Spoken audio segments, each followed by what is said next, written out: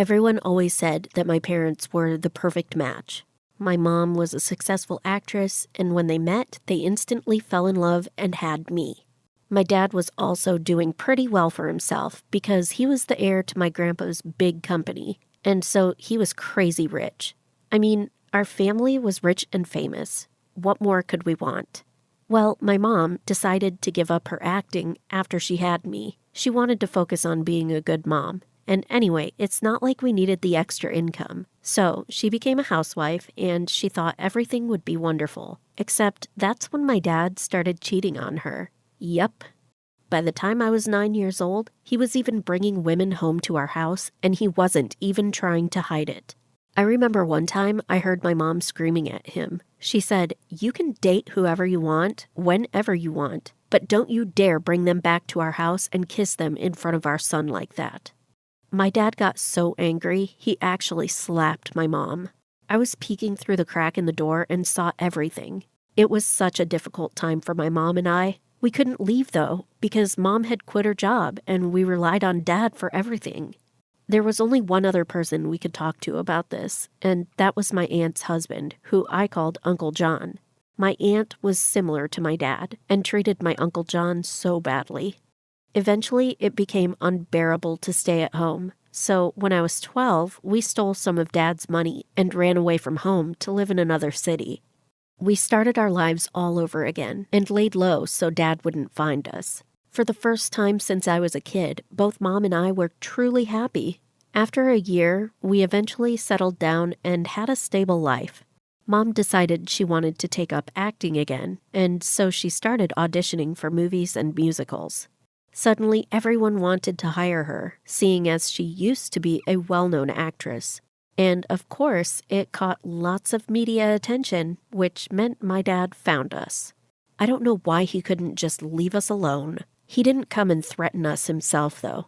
Oh no, he caused way more trouble than that. Firstly, he paid the landlord to kick us out. We came home from the grocery store one day, and our landlord was waiting on the porch and told us we had 1 hour to pack up. We knew straight away that Dad was behind it all. Then the next moment, there were all these articles appearing online saying that my mom had been having affairs and treated my dad badly, and that she was just a gold digger. He was spreading rumors, and it was ridiculous. What was his problem? He'd already made our life hell. Now, no one was interested in working with Mom, and we were back to square one. We moved into another place, and Mom got a job in a cafe. We tried to live as simple a life as possible so that my dad wouldn't find us again. But during that whole time, I always felt like something was wrong with me. Actually, my teenage years were always weird. I realized I wish I were female. I didn't know if I was trying to have trouble. I don't know if it was because of having a horrible role model for a father, but I thought about it for years and eventually plucked up the courage to tell my mom. Luckily, she was so supportive, and over the next few years, I also got different part-time jobs, worked hard, and saved enough money to get the surgery done. By the time I was 20, I was officially a woman. Things started to feel good again, and one evening, we decided to go out and celebrate the fact that Mom had just landed a job teaching acting. After a delicious meal, we were driving home, and I noticed there was a car following us. I started to panic, and I told Mom to speed up a bit so that we could lose them. But we didn't notice the crossroads up ahead, and suddenly a truck came out of nowhere and hit us. We had a seriously bad accident, but luckily I noticed something just before I passed out. The driver of the car following us was my dad's secretary. When we crashed, I saw him looking out the window, and then everything went black. I recovered after a few weeks, but my mom wasn't so lucky. She's still in a coma, and I'm terrified she'll never wake up. I couldn't stand the fact knowing my dad had gone so far as to have someone spying on us. We could have died in that crash. Then I realized maybe that's what he wanted. I had to get revenge. I was so angry and knew I needed to do something. There was one good thing about all of this. No one back home knew I'd changed my gender, so no one would be able to recognize me. I left my mom in the hospital, and the doctor assured me that he'd call me every day. I told him I'd be back soon. I just had something to take care of first. I moved back to our old town and managed to get a job as a maid at Dad's house. He didn't hire me. It was his latest girlfriend that did. He didn't care about anything at home anyway, just like how he always was. I started to watch him carefully, sneaked into his office when I could, pretended to clean furniture to find the secret drawer where he kept his documents. Ever since I was young, I always knew there was something fishy about how he ran the company. His business was no fair and square, and I had to expose him. I just needed time to figure out the best way to do it. But it was crazy. He didn't even recognize me at all. I mean, obviously I was a woman now, but still. While I worked there, I bumped into Uncle John again. He often came over to the house as he was now working with my dad. We talked a lot, but of course he didn't know I was his nephew. I couldn't believe that my aunt was still treating him badly. I also felt sorry for him, and the more we hung out, the more I started to develop feelings for him. I know it's wrong. I mean, technically he's my uncle, but I really think I love him, and he seems to like me too. I don't know what to do. My mom is still in a coma, but I came here to get revenge. Should I forget about my feelings for my uncle and get my revenge? Or should I give up my revenge plan and convince my uncle to run away with me? I don't want to see him suffer like this, but I can't forget about what my dad did to us.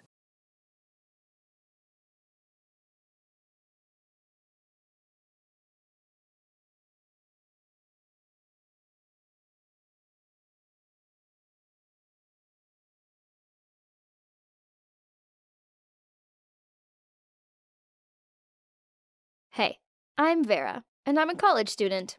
I live with my two friends, Ren and Dina. I've been friends with Ren since middle school and Dina since high school, so when we all talked about college, it just made sense to go to the same one and to rent a house together. One evening, I gave up on studying as my eyes had gone blurry, so I went downstairs where Ren and Dina were watching Love is Blind. I quickly squeezed myself in between them, but the problem was, we only had one small couch, and my butt's not the smallest. Dina whined that my arm was digging into her ribs, and Ren moaned that she was too squished up. Sick of their whining, I tried to move. Only, I couldn't. I was stuck. After a moment of silence, Dina started to laugh. Soon, we were all in fits of laughter. I guess it was pretty funny. The next day, Ren was on her laptop when she turned it to us and showed us a picture of a light gray armchair that was for sale at a nearby secondhand store. "What do you think?" she asked us. We all agreed that the armchair was a good idea. Out of all of us, Dina contributed the most money towards the armchair, as she had more savings than the rest of us did. One evening, we were sitting down eating popcorn and watching horror movies. I'm a natural-born fidgeter, and I'm also a wuss when it comes to scary films, so the others made me sit on the armchair. I curled up in the corner of the armchair and sneaked a peek behind my arm. Bad idea, as I managed to look during the scariest bit. I panicked and grabbed the arm of the chair's cushion surface so strongly that I almost burst it. I tried to push it back before the others noticed what I'd done. That's when I saw something stuck under it. I reached inside and pulled out so many envelopes. There was money in each of them, and lots of them were left down there. Guys? I showed Ren and Dina one of the open envelopes. They helped me flip the armchair and remove the rest of the envelopes. We discovered around about $200,000 hidden in it. We skipped class the next day and sat down and had a serious discussion about how to use the money. Ren and Dina were both demanding 60% of the money each. Ren said she deserved more as she'd found the armchair online, while Dina argued that she deserved more as she'd contributed the most towards it. But hello, I was the one who discovered the money. You don't deserve it. You just spend it all on those vile hair products you use. Newsflash, they make your hair look limp and stink. Dina shouted at me. Her words hurt, so I snapped back at her that she was a terrible flirt, and all the boys thought she was weird. Dina looked so mad that at one point, I actually thought she was going to lunge at me. Ren tried to calm us down, which only made Dina aim her anger at her. Quit being Little Miss Perfect all the time. No one buys your act. "Well, at least boys actually like me and don't think I have fat arms," she snarled back. This comment caused me to snort, which made Dina glare straight at me. It's better than having a fat butt. Our insulting match went on for a while, and it got personal. In the end, we were all emotionally drained and feeling pretty rubbish about ourselves. Their words hurt. They were meant to be my two best friends in the whole world. Crying, we apologized to each other and hugged it out. Our friendship was too important to let some mystery money get in the way, so we decided to return the money to where we bought it. We went back to the secondhand store and asked the woman where the armchair had come from, as we'd found something important in it. The rude woman refused to pass on any details to us. Wondering what to do next, I picked up an envelope and looked inside. That's when I noticed the address written on a small piece of paper in the envelope. We drove there, but on the way, Ren received a phone call. It was a woman called Clara who'd claimed to be the one who'd sold the armchair to the secondhand store. Apparently, the storewoman had rung her up saying there was a problem with it and had passed on Ren's number, as it was on the store's buying records. We told Clara the address we were going to and said she could meet us there. When we arrived, another car pulled up behind us. It was Clara, who said she had no idea who lived at this house. We explained to her how we'd found something in the armchair, but we needed to talk to the person at this address about it too. We walked up to the door. A middle-aged woman opened the door for us, and she looked so shocked to see Clara. When I showed the woman the envelope and asked our questions, she burst into tears and told us everything. Turns out, the woman had an affair with Clara's father, and they even had a child together. For 20 years, he sent her money, but she always sent it back to him. It was only until a few months ago that the money stopped. Clara said that her father died a few months ago. He loved that armchair, so she'd sold it, as it was too painful for her to keep it. She had no idea about the money hidden in it, or about her secret half-brother.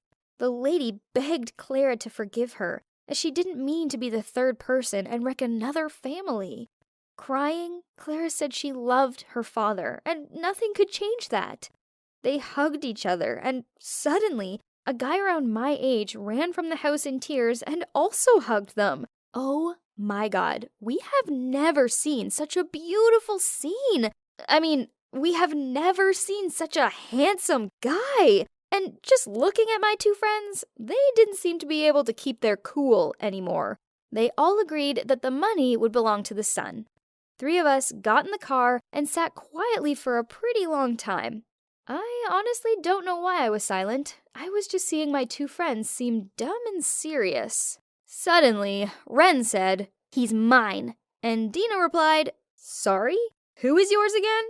I drove back as Dina turned in the passenger seat so she could squabble it out with Ren, who was on the back seat. The money can't break our friendship, but I'm really worried this handsome guy will do it.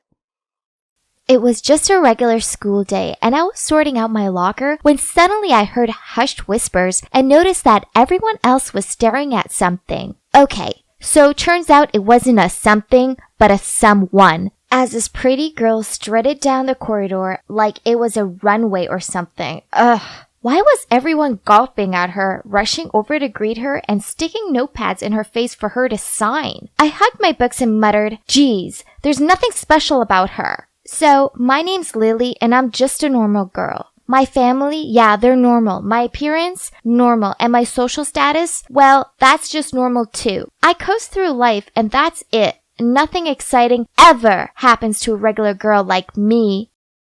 Oh, how I long to be the perfect looking girls on Instagram. They're so flawless in their clear skin, stylish clothes, and glossy hair. But those girls were different. They were from different worlds. Oh well, at least I still had my books, my bestie Sarah, and my cute boyfriend Brian. But this all changed when Stacy rocked up at school with her perfect looks and her "I'm so sweet and friendly" routine. Yeah, right. So, what if she had a prettyish face and a bit part in some TV show underneath the fake shine? She was clearly not all that. I walked into English class to see her sitting at the desk next to mine. Ugh, great. I couldn't even get to my seat because everyone else was surrounding her, asking her dumb questions such as, "What shampoo do you use?" and "Do you get snack breaks when you film your show?" Geez, give me a break instead. Then, when I finally managed to sit down, she smiled at me and in this sickly sweet voice said, "Hi, I hope it's okay I sit here. I'm Stacy." "Yeah, sure." I forced a smile back, but on the inside, my anger was boiling over. Who did this girl think she was? So what if she was beautiful? I bet she only cared about her looks and never bothered studying. Yeah, everyone else would soon realize what a failure she was. Then, one time during recess, Stacy, the living Barbie doll, suggested we start a yearbook, and now everyone's treating her like she's achieved world peace or something. Ugh! You know the worst part of it? I've been saying we should start a yearbook for years, but no one listened to me.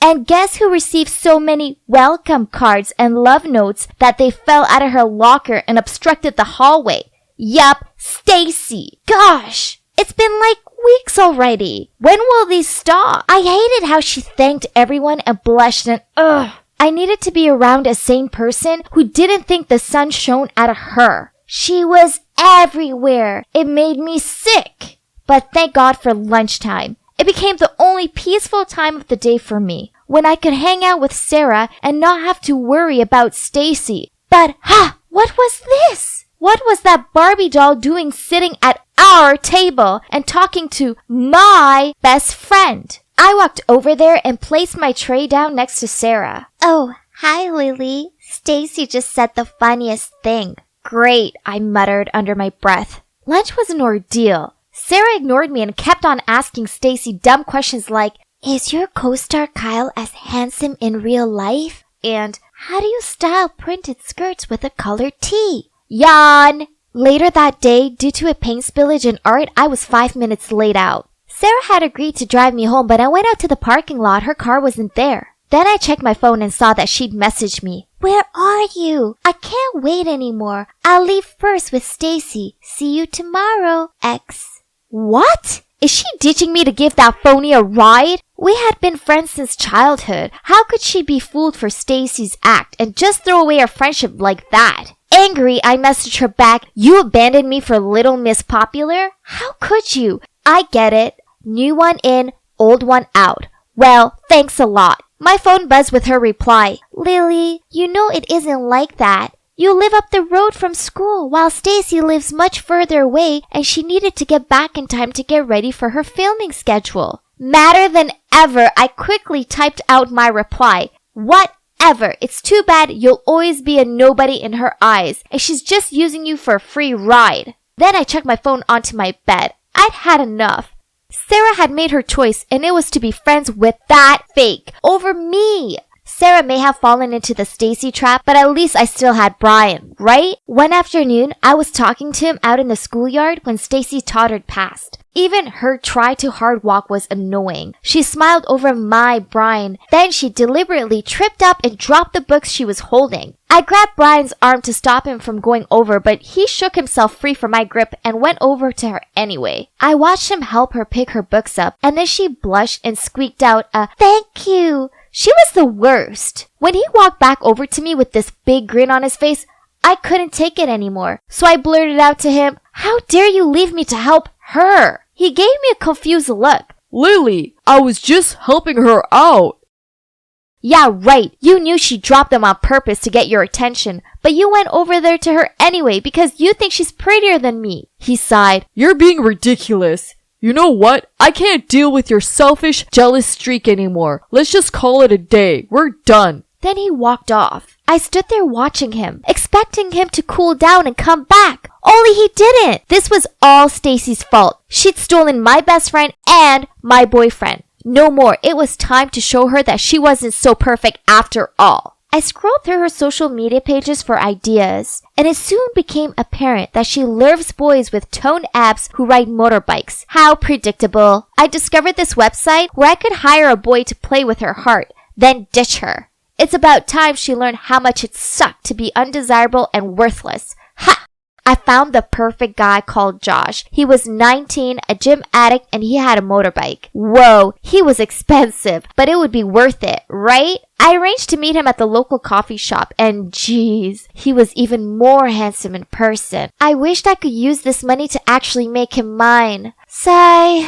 So the deal is he's gonna flirt with Stacy, make her love him deeply, and then break up with her. The next Monday, I walked out of school to see Josh parked up to the school gate, holding his helmet and looking like he belonged in a movie. Naturally, every girl was staring at him, but he made a beeline for Stacy. Then, just 1 week later, I saw him picking up Stacy from the school. Whoa! I knew that! I knew I had chosen the right person. Josh was such a lady killer. They looked super close and I had to remind myself that he was just an actor and he was doing his job. Haha, she was gonna be so heartbroken. But a few weeks later, and he was still picking her up. Huh? Why hadn't he broken up with her yet? So I called him up and asked him what was taking him so long. He replied that he would do it soon. He was just making her fall for him more before he did it. Brutal. Only the weeks passed by and he still hadn't ended it. Then I was walking past the movie theater and I spotted them there, kissing. What? This was not the plan! Furious, I had arranged to meet him the next day at the coffee shop. He walked over and couldn't even meet my eye as he said, I'm sorry. I can't do this anymore. I will refund you as soon as I can. Why? Have you fallen in love with her or something? I said jokingly. There was a long silence. Then he looked down at the table and muttered out, Yeah, I have. Why was I the only one on the planet who saw how fake she was? Thanks to her siren ways, I lost my best friend, my boyfriend, and now my savings. This was it. I needed to confront her. The next day at school, I tried finding her, but she was nowhere to be found. Then, as I passed through the school garden, I saw her sitting there. Gotcha! It's time to tell her exactly what I thought of her. I stormed over to her and opened my mouth to speak, but why was she crying? When she saw me, she managed to smile and said, Oh, hi Lily. Is there a chance you could help me? I stared at her with disbelief. Did she think I was under her spell and would do her bidding? But then I saw what she was crying about. In her hands was her English essay with a big F on it. So I replied, why me? You're so smart. You answer all the questions in class correctly. I don't want to be judged on my bad grades. That's why I left my last school. The other kids call me a brainless beauty. I moved here for a fresh start and now I'm still failing. Okay, so in that moment, I realized that there were things I was good at. My grades were good and I was pretty great at remembering facts. I'd just been so blinded by jealousy that I lost focus on these things and only saw what I didn't have. None of this was Stacy's fault. She never actually done anything bad to me. I'd made it all up in my head because I was jealous of her. So I sat down next to her and said, No one's gonna call you that because I'll help you study. You will? She gave me a hopeful smile and I nodded. Thank you so much, she flung her arms around me. So that's how Stacy went from being my enemy to my friend. She's actually a really sweet and kind-hearted girl. No wonder why everyone admired her so much. And I was wrong to judge her on her appearance and not give her a fair chance. She's still with Josh and she doesn't know that I hired him to break her heart. But hey, she now has a hunky boyfriend who adores her, so that could be considered compensation, right? Brian and I are still over, but thinking about it, maybe this was for the best. I know I overreacted, but he gave me up so easily, and well, I want to find a guy who won't do that. As for Sarah, I went around to her house with a bag full of her favorite candy, and I apologized for being a jealous jerk. Luckily for me, she forgave me. Now, Sarah, Stacy, and I have become good friends. Sarah and I both help Stacy with her studies, and she gives us fashion tips. And you know what? I've come to realize that I'm pretty after all. I just needed to discover my spark. So finally, I learned that no one's perfect. Perfection is just an illusion. The most important thing is that we feel happy with what we own and never stop improving ourselves. So just be you and let everyone else concentrate on being them. The buzzing of my phone woke me up. Ugh, what was this? It's 6 a.m. for Christ's sakes. Go away, I slurred at my phone, trying to reach my arm over to shut it up. The buzzing stopped briefly, but then started up again. So I answered it with a frustrated, yeah. My girlfriend Nayla replied, Samuel, my roomies are going away for the night, so hurry over and bring me a big kiss. Well, that sure got my attention. I sat upright and replied, Sure, babe, I'll shower then come right over. Ooh, I love it when you freshen up for me, she giggled. Anything for my girl. I was so excited that I whooped and fist-punched the air, then rushed out of bed to go get ready. Oh, how naive and unsuspecting I was. Guys, Never in a million years could I have imagined the humiliating situation I was about to step into. Ah, my sweet Nayla, my high school sweetheart and the love of my life. The problem was that we now went to different colleges, but it wasn't just 3 cities separating us, you see. She lives in a female-only hostel. Yeah, you heard me right. It's female-only, and there are some pretty strict rules in place.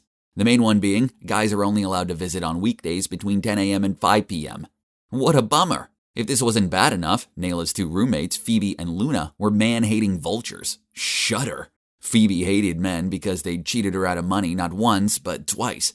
As for Luna, well, I don't really know what her problem with guys was. I think she just likes copying Phoebe. So you see, that's the reason why I never stepped foot in there, not even during visiting hours. But now they were away. I was free to visit my girl without fear of them circling me with their death stares. I showed up smelling of my fave aftershave, and with a box of candy. It was so good to spend some time with Nayla, but geez, these visiting hours passed by quickly. Soon 5 p.m. arrived and I had to leave. It was even stormy out and I wasn't looking forward to the trip back. Don't go, Nayla pulled on my arm. I have an idea. Seeing as how my roomies are away, you should stay the night until the next day's curfew. She chewed on her lip.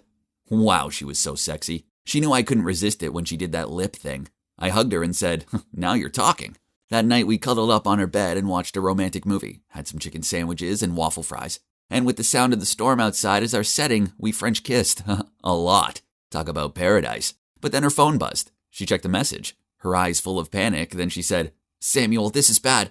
The storm means that Phoebe and Luna are ending their trip early. They're on their way back. I knew that if anyone caught me here, they'd probably throw Nayla out. I couldn't let that happen to my girl. But escaping the hostel wouldn't be easy. She opened the door to check. The problem was her door opened up into the shared living room, and there were some girls hanging out in there. Ugh, what was I meant to do now? We were 4 stories up, so I couldn't exactly climb out of the window. And it's not like I could dig my way out. Nayla started pacing the room. Then she opened her wardrobe up and tried making space for me in there. Heck no, confined spaces weren't my thing. But thankfully, just then, she shook her head and muttered to herself, That's no good, the others use it too. She quickly changed her mind. Then grinning at me, she said, I know, let's turn you into a girl. Immediately, she pulled out from the wardrobe this long wig we used last Halloween. Putting the thing on my head, she continued, Almost, I know, you need makeup. Then she started slathering this powdery stuff on my face. Oh dear, the madness has begun. I was so stunned I just sat there and let her make me up like I was a doll. The wig was so itchy and it kept on sticking to my lip gloss and stuff, and I couldn't even see properly through the fake eyelashes she stuck on. After finishing, she stepped back to look at her finished masterpiece. Then she burst out laughing. I looked in the mirror. Even through my sticky eyelash vision, I could tell that I looked ridiculous. Seriously, I was more a clown than a girl. She threw an oversized dress at me and said, I don't have anything else that'll fit you. I reluctantly got changed, and then I noticed that she was staring at my legs. I looked at them too. Geez, they were gorilla-level hairy. Don't worry, I'll sort those out for you. The next thing I knew, she was positioning me down on her desk chair and then passed me a towel. In case of emergency. Then she started preparing the wax strips. What could be so bad about a little bit of wax, huh? Then she ripped it off. Oh, good God, the pain. I began to perspire and bit down on the towel to block out my screams. Why did girls put themselves through this torturous activity? No thanks, I'd rather be hairy. The last wax strip was the worst, and my screams escaped out of the towel. Oops! I immediately jumped on the bed, facing the wall, and pulled a blanket over my head, while Nayla tried to put away all the makeup and stuff as fast as possible. The girls in the living room for sure had heard me and rushed inside. Behind them were Phoebe and Luna, who just got home. What's with the screaming, and who is she? Phoebe pointed at me. I thought I saw a spider, but it was just a clump of hair. And this is Samantha. She's my friend, but she's come down with a fever and she's gonna have to stay over. Suddenly, the blanket was pulled out and a hand came towards my forehead. My heart stopped beating for a second. Then Luna said, Yup, she's on fire. Let's leave her to rest. Phew, that was a close one. Turns out the waxing session had heated me up so badly that I ended up drenched in sweat. So I could totally pass for being ill.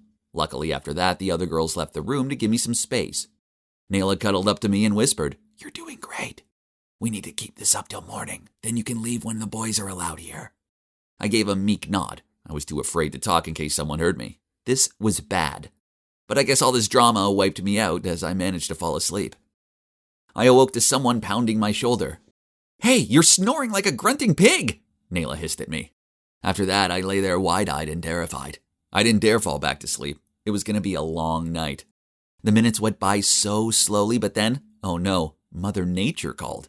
I tried crossing my legs, but it didn't help. All I could think about was the beach and a waterfall, and I had to go to the bathroom right now. The room was dead quiet, so the other girls must be sleeping, right? I tiptoed through the room, then to the living room. Not familiar with the house, I had to use my hands to guide myself. Then suddenly, I accidentally touched something soft. While my brain was trying to work out what it was, I felt a slap across my face. Then a girl said, "Hey, what are you doing?" Horrified, I tried to squeak out a "sorry" with the girliest voice I could, then hurried off to find the bathroom. But that was not all. While I was in there, the door suddenly opened, and a girl saw me peeing while standing up. Damn it, I should have locked the door. Then she yelled out, "What on earth is this?" I finished what I was doing, then turned around to try to explain, but the girl looked so terrified as she pointed at me and stuttered, "Ghost! Ghost!" Oh, right. My wig was hanging down over my face, so I probably looked like that spooky girl from The Ring. I froze there, not sure what I should do next, when the other girls gathered around me. Luckily, my babe ran over and put her arm around my waist and said, "Sorry, girls, my friend often sleepwalks, and combined with the fever, well, it's made her delirious." Then she quickly pulled me back to her room and everyone dispersed. Phew, that was a close call. After that, I lay in bed too afraid to cough, flinch, and basically breathe. It was the longest and most tiring night of my life. Finally, morning arrived. This ordeal would end soon, right? Wrong! Phoebe and Luna wouldn't leave the room at all. What was going on? Didn't they have lives to lead? In the end, Nayla asked them, "You two don't have classes today, huh?" They must have shaken their heads or something, and then she said, "Oh, okay. There's a new clothes shop open in the mall. Want to check it out?" Without responding, Phoebe sprang to her feet, walked over to me, pulled back the blanket, and tugged at my wig. Then, with a massive smirk on her face, said, "Game over, Samantha!" Shocked, me and Nayla tried muttering out explanations, but Phoebe rolled her eyes. "Quit it. I can recognize a man from a mile away. Besides, his boots are under your bed. Then there's his aftershave. It stinks." She waved her hand in front of her face. "Well, you fooled me." Luna stared at me. "Actually, your makeup's pretty good." "Huh, but not me," Phoebe sneered. "I only kept quiet because I don't want to get Nayla kicked out. That, and it was kind of funny watching you both try to keep up the pretense." She glared at me. "But I suggest you leave before I change my mind." I headed toward the door, but then Nayla said, Babe, you may want to change first." Oops. In all the drama, I'd forgotten I was still dressed up as a girl. She handed me some face wipes so I could remove the makeup. Then I changed back into my clothes, muttered out an apology to her roomies, then hurried out of there. So this happened a while ago, but just thinking about it still makes me cringe. Oh, the shame. I haven't seen Luna and Phoebe since, and I don't think I'll ever be able to look them in the eye again. One good thing to come out of it, that Nayla and me are now stronger than ever. The things we do for love, huh? So that's it, the most cringeworthy episode of my life. Yep, I know, it's so humiliating. So what about you? How bad is yours? Finally, I'm out of that morbid place. Now let me tell you, sharing a cell with a dozen other noisy, stinky, grumpy dudes ain't fun. Anyway, here I am, free as a bird now. So no one's here to pick me up. Suppose I'd have to call Mom. It took me a few seconds to familiarize myself with my phone. Jeez, it'd been 4 years. It was a miracle I hadn't turned into one of those leg-cradling crazy dudes. How I ended up in there in the first place was a joke. All I did was take some stuff from 1 or 2 warehouses and sell them on. No big deal. Yo, Mom, it's your boy Cole. I'm out, and yeah, I need a lift home. I spoke the moment I heard Mom's voice. Cole, Do you have any idea what hell your actions have put your mother through? My dad was so good at overreacting, but I needed somewhere to stay, so I could handle him. But Dad, Mom, come on, I'm still your son. You have the heart to see me homeless and sleeping next to rats? There was a brief pause. Then Dad grunted, "You can stay for a few weeks, but only for your mother's sake." Thanks, Dad. You're the man. Bingo. My parents were like putty in my hands. This was the life. I played video games all day, then partied all night. Then one night, I was getting ready to meet my friend Moose, when Mom told me that the pizza delivery guy was at the door. I shouted down to her, "You can shout me this one, and I'll get the next." I finished getting ready, and I must say, I was looking smooth. I strode down into the kitchen and grabbed a slice of pizza. Dad was sitting there glaring at me over his report. "If you can't afford to pay for items, then I suggest you don't order them." He looked at the pizza slice in my hand. Mom walked up behind him and placed her hands on his shoulders. "Darling, Give him some more time. He's still adjusting to outside life. Thanks, Mom. You're the greatest.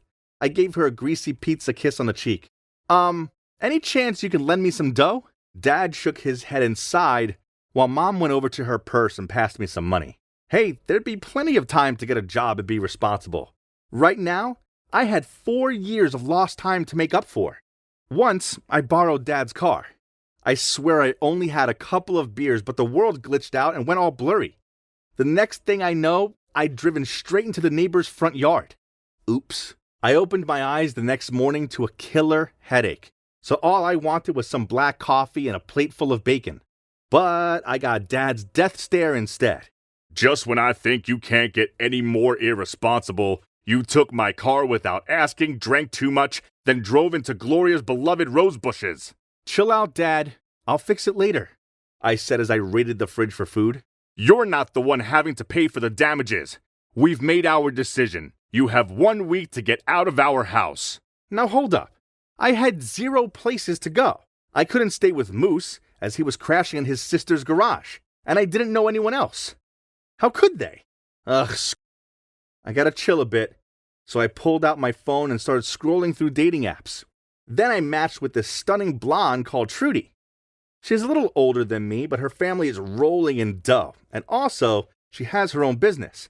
Not only that, but she's hotter than an agitated dragon.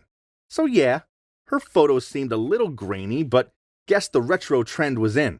Looks like I had it both ways, love and money. I have quite a face, but since I love beer and pizza, and without any dedication for the gym, I don't have the perfect body. But I needed to keep this girl interested. So I told her I was a tall dude with an impressive six-pack, who just graduated and was on the lookout for a girl with brains as well as beauty. This girl was actually pretty easy to talk to. She sent me pictures of her latest purchases, like phones, expensive watches, and designer clothes, along with the promise that when we started dating in person, she'd buy me whatever I wanted. Result: after 4 days of face pics and my priceless conversation, Trudy was smitten, and she sent me a message saying, "Cole, I haven't known you long, but I know how I feel. I love you. X." Okay, that's really fast, but yeah, I've won the lottery over here. Hey, maybe she lied about her look too, but it didn't matter. She's rich. So I replied to her, "I know, babes. I feel it too. X." We immediately arranged to meet in person and decided on a yellow dress code. I looked around the park trying to spot this gold mine, but all I could see was some old lady in a yellow dress. Okay, coincident, but why is she heading my way? The closer she got toward me, the wider her grin was. Cole, right? It's me, Trudy. What? No. How come this corny, overweight, wrinkly old lady be Trudy? I was expecting the blonde beauty from the photos, not Big Bird. Once I got over the initial shock, we sat down and talked. Turns out my dream girl was in her 50s. All the descriptions and photos of her were true, but 30 years ago. She was clearly in the middle of a midlife crisis or something. "You're not the same either," she sneered. "You're barely taller than me. And where's the gym body?" All right, fair enough. I fake smiled. "Yeah, despite you looking different, I still find you very beautiful." That night, I tossed and turned. This was all so unexpected. Trudy was totally not my type. But dating her might not hurt. She was rich. And also, I had to move out tomorrow. So at least she'd pay for me. With that, I sent her a message. "Babe, you're beautiful, and I want to make us official. X." The next day, I moved in with Trudy. Now, let me tell you something. Her apartment was lavish. It was full of the latest tech. Crazy. Seeing as she was so old, she probably didn't know how to use them. She worked a lot, so most of the time I was home alone. And I was free to watch cartoons and movies, munch on potato chips, and play as many video games as I felt like. One time, I was watching a movie when the door opened. And in stepped this glary-eyed dude. I shouted at him, "Hey dude, you have the wrong apartment." He tutted and said, "I can assure you that I don't. I'm Alex, Trudy's son, and you must be Cole. I would say it's a pleasure to meet my mother's gold-digging boyfriend in the flesh, but unfortunately, it's not." What? Trudy has a son? And by the looks, he's even older than me. And how dare he called me a gold digger? I suppose I was, but still, he had no right to call me it. Even worse, he refused to leave. He just sat in the kitchen and waited for his mom to return. Then he had a heated argument with her in which he referred to me as a loser and a bum. Things weren't any better with my parents either. Dad told me to be independent and get a real job, not a sugar mama. And Mom was just crying. Whatever. This was their fault for kicking me out in the first place. What did they expect me to do? Live under a bridge? Few days after I met Alex, Trudy insisted on dragging me along to his lame work launch thing. As soon as I got there, I went straight to the food. I was stuffing a mini quiche into my mouth when this girl walked up alongside me and said, "Great minds think alike." I gave her a gormless look. Then she pointed at the food. We both headed straight for the food. I laughed at that. This girl was funny. And hot. Really hot. Her name is Beatrice, and she works for that loser Alex. After that, I started seeing a lot more of this Beatrice girl, as she often popped over with Alex. And while he was arguing with his mom, usually about me, I chatted to her. That was how I found out she wasn't having it easy either. She was behind on her rent because her truant brother had stolen the money and spent it all. I felt bad for her, so I took the envelope full of cash that Trudy had given to me, and I handed it to her. Okay, so I wouldn't be able to buy anything new for a few weeks, but it was worth it just to know that she'd be okay. Truth was, I was really falling for Beatrice, but I couldn't do anything about it, as I was with Trudy, and I was relying on her handouts. Soon, things became stinky. I came out of the shower to see Trudy standing there with my phone in her hand. "How could you?" She threw it at me. Yeah, so she'd read all of the messages I'd sent to Moose, saying how I didn't find her remotely attractive and I was only with her for a free ride. "Trudes, my babes, come on, those messages were just me joking." I laughed. "I was just messing around." "Shut up, you liar! You find me hideous. Alex was right. You were only using me for my money. And worse, you never went to college. Instead, you were in jail." I was about to lay on the cold charm when Alex and Beatrice bursted into the room. Alex shouted at me, "How lowlife you are. What a shameless gold digger." "It's appalling. I've told her to report you to the cops." Beatrice interrupted. "No, don't do that. What Cole did was wrong, but he's not all that bad. Please." I was so moved. Took a look around. Trudy was crying. Alex was so furious his eyes were bulging. And Beatrice, well, she just looked disappointed. I then packed my stuff and left in shame. Well, that was a few months ago, and I have a decent job now. Even though I live back at home, I pay my way, and I'm saving up to put a deposit down on my own place. I never should have used Trudy like that. She might be old, but she still has feelings, and the way I treated her wasn't right. I was undeniably a douchebag back then. All I want is to have a happy life with Beatrice. I really love her, which is why I asked her to be my girlfriend, but she rejected me. Man, it stung, but I'm not giving up. Perhaps she might give me a chance once she sees I've changed. I can't fix the past. All I can do now is improve myself and keep on rolling forward. A lot of kids don't like Mondays, but I do. The start of a new week is full of so many possibilities. And, oh my days, who is she? Whoa, she's beautiful. She's the prettiest girl I've ever seen. She must be new here because I definitely haven't seen her around here before. I'm Evan, and as you can see, I'm kinda short and skinny. I might not be a muscly jock or anything, but I do have a big brain. I'm top of the class in math, sciences, geography, and soy el mejor de la clase en español. I'm proud of my collection of trophies and awards, and as a result, lots of kids in school know who I am. But I don't really like talking to new people. For such a smart guy, I find small talk awkward. It's like the words freeze in my head or something. Anyway, this is the main reason why I've been single for, well, forever. It doesn't matter. I need to focus on my studies anyway. But I do like girls, especially petite girly girls who need me to protect them.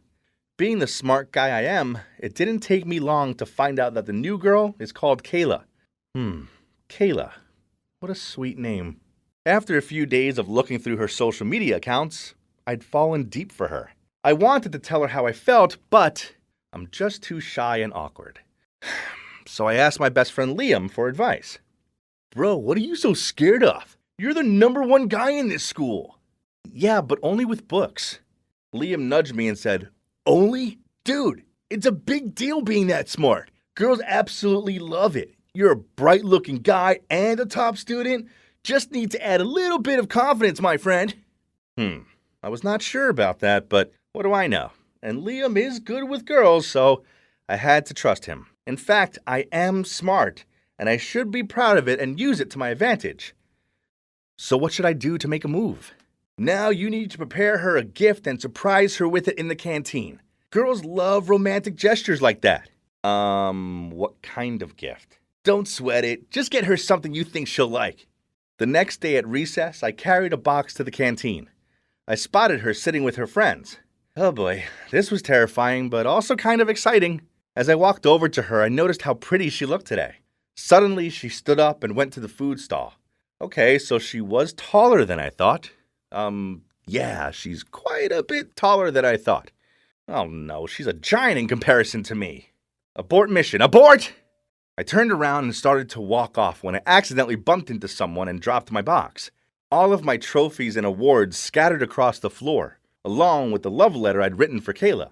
My eyes locked on it, and I was about to leap forward and grab it, but the girl picked it up. Then in a really loud voice said, Oh look, Evan has a crush on Kayla.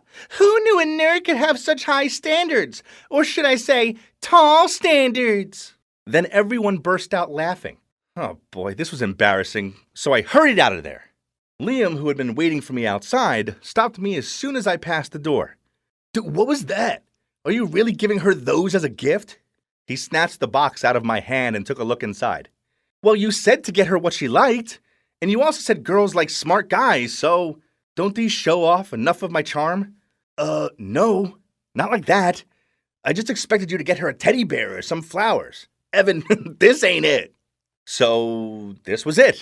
My life was over. I'll be a laughingstock forever. I'll have to convince my parents to let me move schools. No, to let me move planets. Huh? It's from Kayla. What? She says she likes me too. Is this thing broken or something? Wow, she says she's heard a lot about me and she admires my achievements. And she wants to hang out sometime. Not long after that, we started dating. She's such a fun girl to be around. But there's one thing bugging me. She's so tall and standing next to her constantly reminds me that I am so short. It never really bothered me before, but it does when I'm around her. People have always said I'm small-framed, but being next to her makes me feel like I'm a hobbit or something. I decided to bulk up, so I started going to the gym, but it was so hot and sweaty in there, it made me feel sick, so I gave up. I was born this way anyway. There's nothing I can do about it. Meanwhile, Kayla didn't seem to bother that I was smaller than her, and being seen in public with me didn't faze her at all. But I don't know, I just didn't feel comfortable.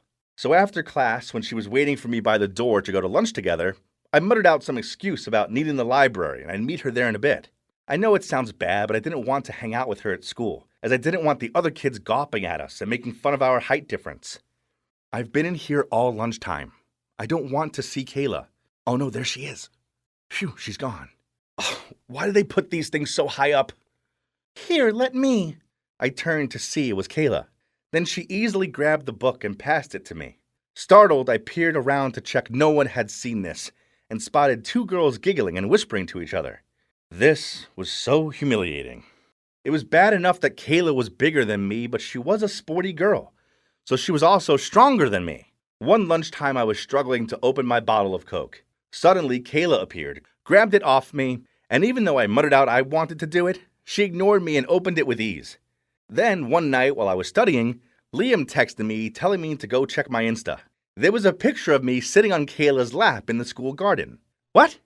And then beneath it were loads of comments such as, Whoa, little baby Evan with She-Hulk Kayla. And one of my friends even said, Clearly Evan's the wife and Kayla's the husband. No, this couldn't be happening. That afternoon in the school garden, I'd asked Kayla to check my back for an insect bite. But before I could stop her, she'd pulled me onto her lap to check. But some jerk had taken a photo and posted it online saying, Little Evan is sitting on the lap of his Hulk girlfriend. I was furious, especially with my friend's comment. I mentioned it to Kayla, but she just shrugged and told me they were only messing about and it was no big deal. After that, I didn't want to be around Kayla so much. She just made me feel so small, and I hated being laughed at by the other kids. A few days later, I was running in PE class when I tripped over my own feet and fell so hard onto the ground that I almost fainted. I lay there seeing stars and feeling like an idiot when a load of kids gathered around me. Kayla was also in the sports hall having her training lesson, so she ran over to me and ordered everyone to give me space. Then she bent down and lifted me up in her arms and carried me across the room. This was mortifying, so with the last bit of my energy I shouted, "Put me down! I'm not a baby!" "Oh, okay. I'm just trying to help you." "I don't need your help. It's embarrassing. It's like you're the man in our relationship. You make me feel inferior." Everyone was gawping at us and whispering. Then Kayla put me down and walked off in silence. She looked upset, and I felt kinda bad. That night, Kayla messaged me asking to meet me in the park. When I got there, she was already waiting for me on a bench. I sat down next to her and said, "Look, Kayla, I'm sorry about before. I was just..." "Stop. I want us to stop. You care too much about what other people think. So what if I'm taller and bigger than you? Who cares? You've never been small or weak in my eyes." I was speechless, and she continued, "You just don't value or appreciate me. I know you avoid me at school. I don't want a boyfriend who's embarrassed to be seen with me. I deserve better than that. So it's over, Evan." Then she stood up and walked off. I watched her go, and even though I wanted to run after her and beg her to forgive me, I didn't. I just sat there all alone, feeling like a fool. That night I thought about it a lot. I knew she was right. I've been a jerk, and now I'd lost my amazing, funny, beautiful girlfriend. I shouldn't have let other people's opinions affect me so much because, on reflection, they were irrelevant. I liked her, and she made me happy. So what if she could reach books that I couldn't? Thinking about it, she was actually really helpful to have around. A few days later, I texted Kayla to apologize and asked her for another chance, but she didn't reply. So I arrived at her doorstep with flowers in a box. Kayla opened the door and frowned at me. "I'm an idiot. A great, big, small idiot. But I really like you, Kayla, and I want everyone to know it. I really like Kayla! Please give me another chance, as I'm miserable without you."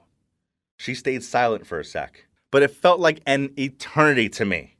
I felt like I could faint until she spoke up. "Yes," she smiled at me. "I'll give you another chance, but don't mess it up this time." I leaped into her arms and hugged her. Yeah, she was holding me in the air, but I didn't care. I was just so happy she was my girlfriend again. After that, I passed her the box, which was full. No, not of my trophies and awards, but tubs of strawberry ice cream, her favorite flavor. I might be small and Kayla might be tall, and yeah, okay, maybe this does look funny to some people, but I don't care what anyone thinks anymore. I'm just over the moon, stars, hey, the entire solar system that she's agreed to be my girlfriend again. Ever feel like your family is cursed? I live with my grandma, my mom, and my older sister. I'm surrounded by women, but not one man. It must be a curse, because my grandparents had a terrible marriage, and my parents' marriage was a total fail too. So this made my mom and grandma super sensitive around men. They thought all men were dangerous and always warned me and my sister not to go near boys. I'm Gemma, by the way, and my sister's name is Lacey. She's the sweet one, who always listens to what mom and grandma say, and I guess you could say I'm a rebel child. Most of my friends were boys, but of course, my family didn't know that. Whenever I spoke about my friends, I pretended they were all girls. Otherwise, my mom would probably kill me. Even though I was surrounded by male friends, when it came to love, it was a whole other story. I was actually quite shy about it all. Maybe my mom and grandma really had rubbed off on me, because whenever a boy told me he liked me, I didn't believe him. One time, in middle school though, I almost believed this boy. He said he had a huge crush on me and would even die for me. He would literally sit outside our front door from morning to night, waiting until I agreed to be his girlfriend. But he couldn't escape the wrath of my mom. When she caught him, she threw a bucket of water at him, and he immediately ran away. Clearly, he wouldn't die for me then. There were other boys who also said they couldn't live without me, But I still see them wandering around alive and well, so I guess my mom and grandma were right. Men are a bunch of liars. But there were always exceptions, and my exception was Brett. Oh, dreamy Brett. I met him in a record store, and we both went to grab the same record at exactly the same time. I was smitten from first glance. All those warnings about boys left my head, and I could barely see. My eyes had turned to heart emojis. The rest was history. We fell in love and became a couple, and eventually I plucked up the courage to bring him home. I bet no one could deny a cute guy like him, my grandma and mom included. Little did I know that I was just inviting him into the lion's den. As soon as he stepped into our house, he gave my grandma a hug and said, "You must be Gemma's mom. I can see where she gets her good looks." Then he turned to my mom and said, "Hi, Lacey. You're even prettier than in the photos."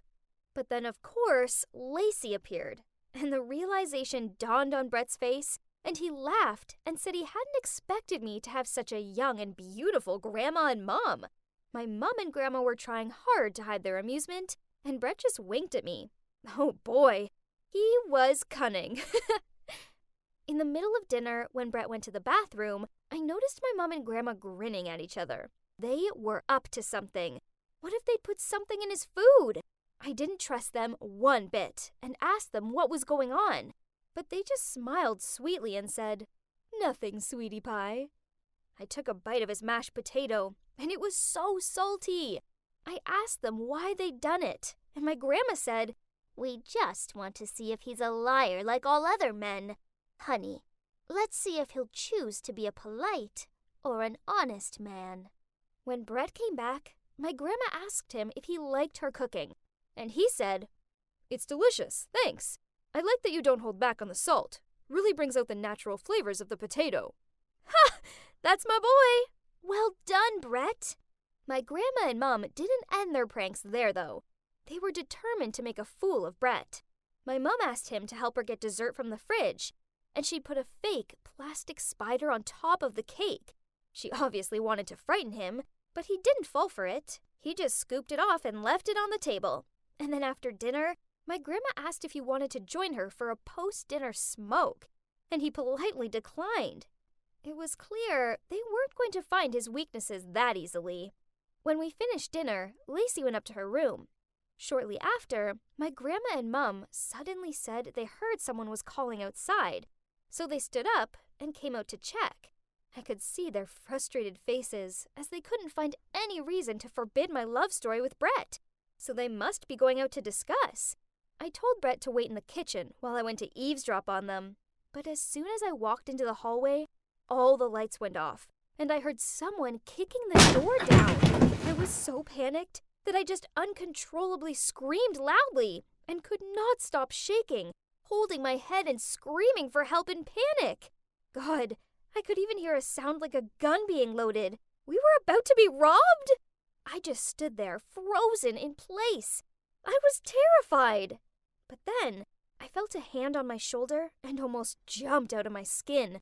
But luckily, it was just Brett. He pulled me close to him while holding something like a candlestick holder. Then he was about to leave me there to face whomever caused this. But I was so scared that I just held him tight and started sobbing. Suddenly, the lights came back on.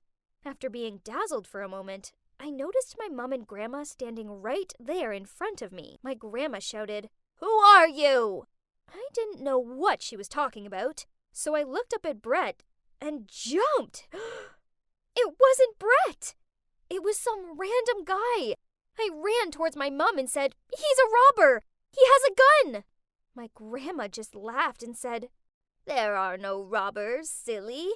This was just a test for your boyfriend. We wanted to see how brave he was." Then my grandma jerked her head towards the kitchen, and there Brett was, cowering under the table. Really? How did my mom and grandma expect him to react in such a dangerous situation? Anyway, it's such an embarrassment when seeing him like that. But wait, who was this random guy? Suddenly he spoke and said, Actually, I'm Chris, Lacey's boyfriend." My mom and grandma looked so shocked. My mom screamed upstairs, "Lacey, get down here at once!" Well, this was awkward. Turns out Chris and Lacey had been secretly dating for over a year. He even had a rope ladder that he used to climb into her room every weekend. I couldn't believe it. I glanced over at Lacey. This whole time, I thought this young lady was innocent and up there reading in her bedroom, when actually, she just pretended to be a true believer of whatever Mom and Grandma said and was sneaking around with a boyfriend behind all of our backs. Greater wisdom than me. Although, there was no denying that Chris was a good guy. As soon as the lights had gone out, he'd hidden Lacey in a corner and came down to investigate and take care of me, without worrying about the danger of it all. Poor Brett. He hadn't passed this test, but I couldn't blame him. As for my mom and grandma, they were so shocked, they couldn't even speak. Lacey asked them to accept Chris and give them official permission to date. But my mom and grandma just ignored her and went to their rooms. After that, Chris was over a lot, but my mom and grandma treated him in the same way they'd done with Brett, always testing him. One night, they even did a quiz to see how intelligent he was, and they even sent fake messages to Lacey's phone, pretending to be another guy to see how jealous he'd get. But he didn't fall for it. Him and Lacey were a solid couple. Poor Chris and Brett. They couldn't catch a break. My mom and grandma constantly said Brett was a coward and Chris was sneaky, and they were so rude to them. I realized no man could ever please them. Their pasts still haunted them, and their prejudices were so extreme. But no matter how much they hated our boyfriends, Lacey and I weren't going to give up. My grandma's birthday arrived, and Lacey and I said we had a big present for her. Grandma's response was, "Girls, the only present I want right now is for you both to dump those boyfriends of yours. That's the only thing that will make me happy." Lacey smiled and said, "Sure, Grandma, anything for you." Then she pulled out a pregnancy test and said, "But Grandma, I'm having a baby with Chris. If it'll make you happy, though, I'll break up with him and raise the baby by myself, just like how you raised Mom, and how Mom raised Gemma and me." My mom and grandma looked like they were going to pass out. And before they could say anything more, I continued, "Brett and I will break up too, although I want you to know how much I love him. If you'd prefer me to be lonely for the rest of my life, I'll do it, because like you always say, men are poison.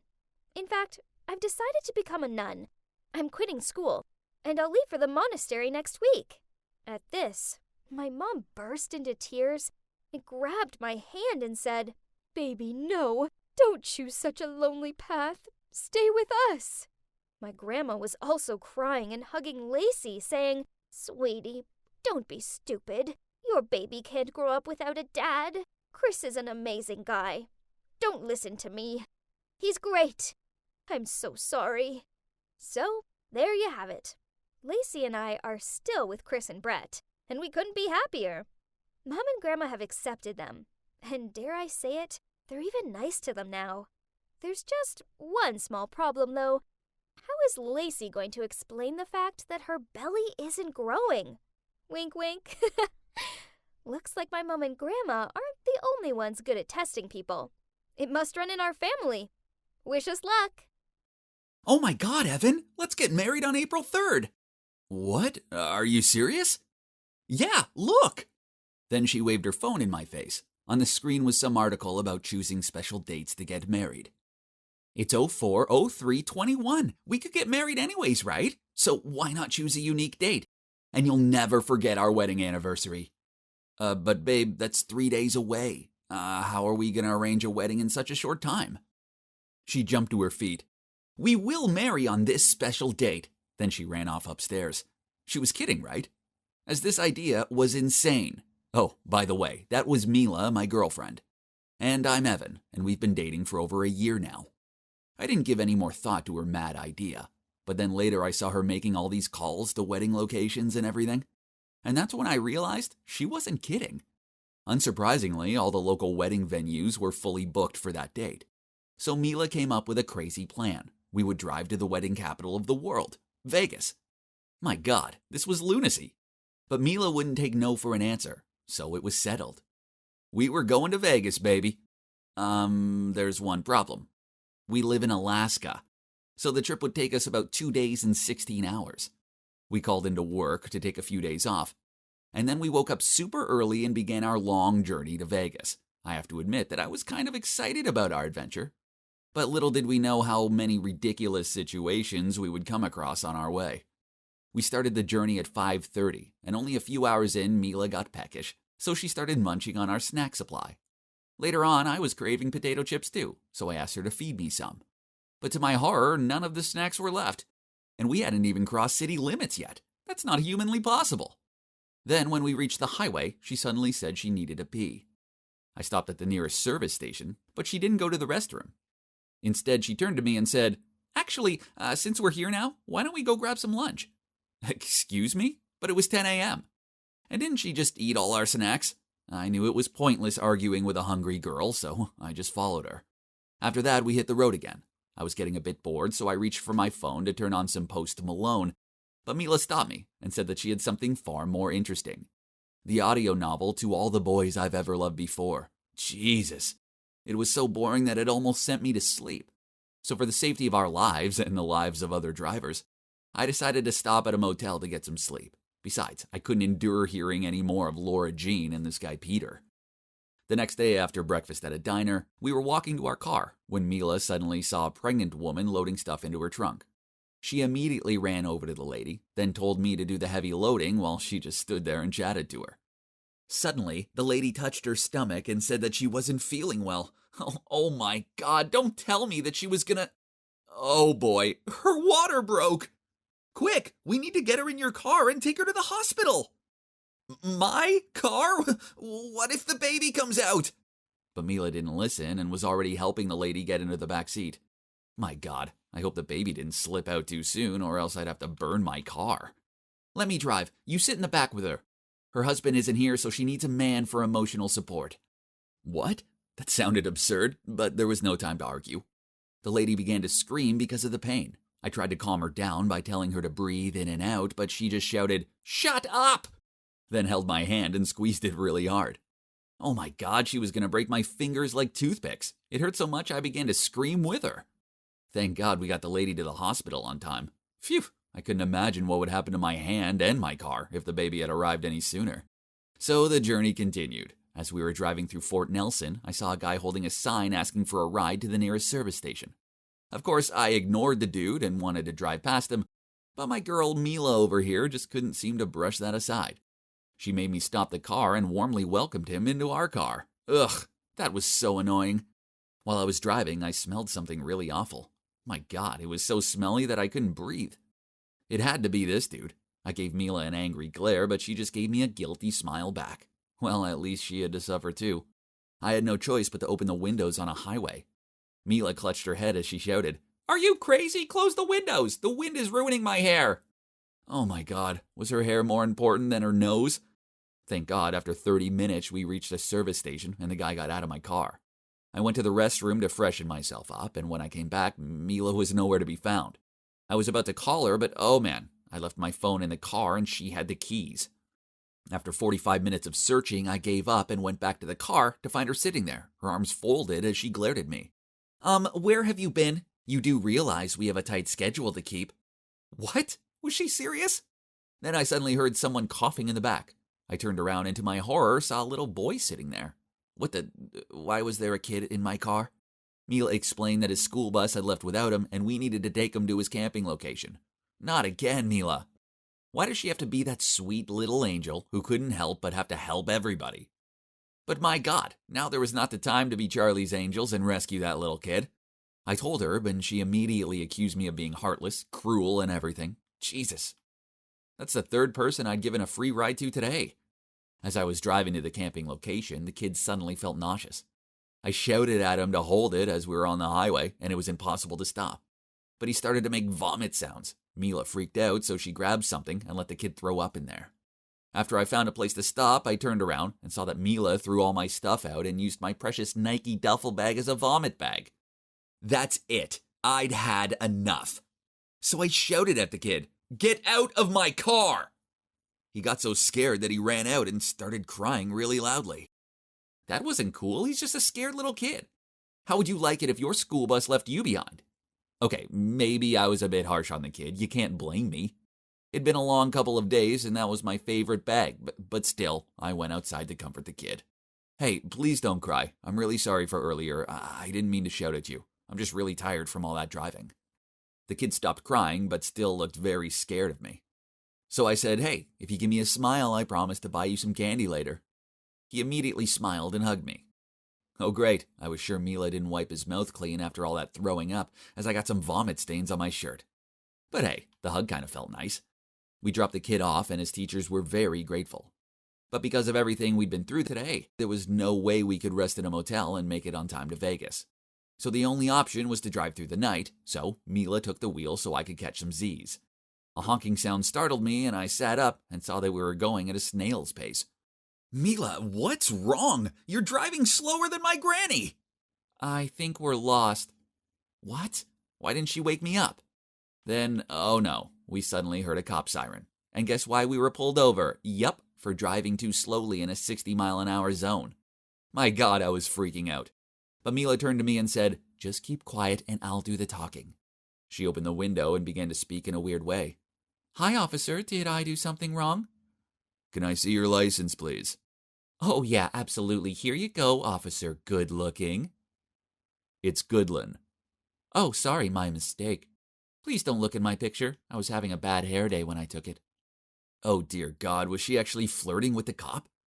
He looked at her license with a frown on his face. Oh, no, we'd end up being locked up. Well, Miss Forrester, I think you look great in this picture. I'll let you off with a warning this time, but please be more careful. Driving at 20 in a 60-mile-an-hour zone is more dangerous than it sounds. Oh my God, thank you so much. Today must be my lucky day. I'm stopped by not only a very handsome but also kind-hearted officer. If I don't get married tomorrow, I will definitely get your number. My God, I think he gets it. After that, I didn't talk to her the whole night. How could she flirt with another man right in front of me? And now we had less than 16 hours to get to Vegas and get married. So we grabbed a quick breakfast from a diner, then carried on driving. On the plus side, we finally crossed the Canadian border. We were in Montana, baby. Then Mila turned to me and grumbled out, FYI, you forgot to close the window again. Anything could have crawled inside while we were at that diner. Ugh, was she serious? I didn't have the time nor the patience for this, so I just nodded to let it go. We sat in silence, but suddenly I heard squeaking. No way was that Mila. Oh my God, something must be in my car. I pulled over and looked in the back seat to see a skunk jumped out right at me. We both screamed and got out of the car. While I was trying to think of a way to get rid of it, Mila suddenly pointed. Do you realize the car is rolling down that hill? I turned around and the car was really moving. I must have forgotten to pull the handbrake. We chased after it, but luckily it rolled into a muddy patch. I looked inside and phew, at least the skunk had gone. I tried driving away, but the car made an awful sound and only seemed to sink lower into the mud. So I went outside to push the car, and Mila switched to the driver's seat, but then mud splashed everywhere. And when I say everywhere, I mean everywhere. I called out for her to stop, but guess what? She didn't hear me over the music, she just had to play. Unbelievable. While here I was, covered in dirt. But, well, as annoying as the loud music was, the weekend's blinding lights kind of boosted me up somehow, which made me push the car as hard as I could. And yes, it got out of the mud. I was tired, dirty, hungry, and I just wanted to get to Vegas in one piece. Was that too much to ask?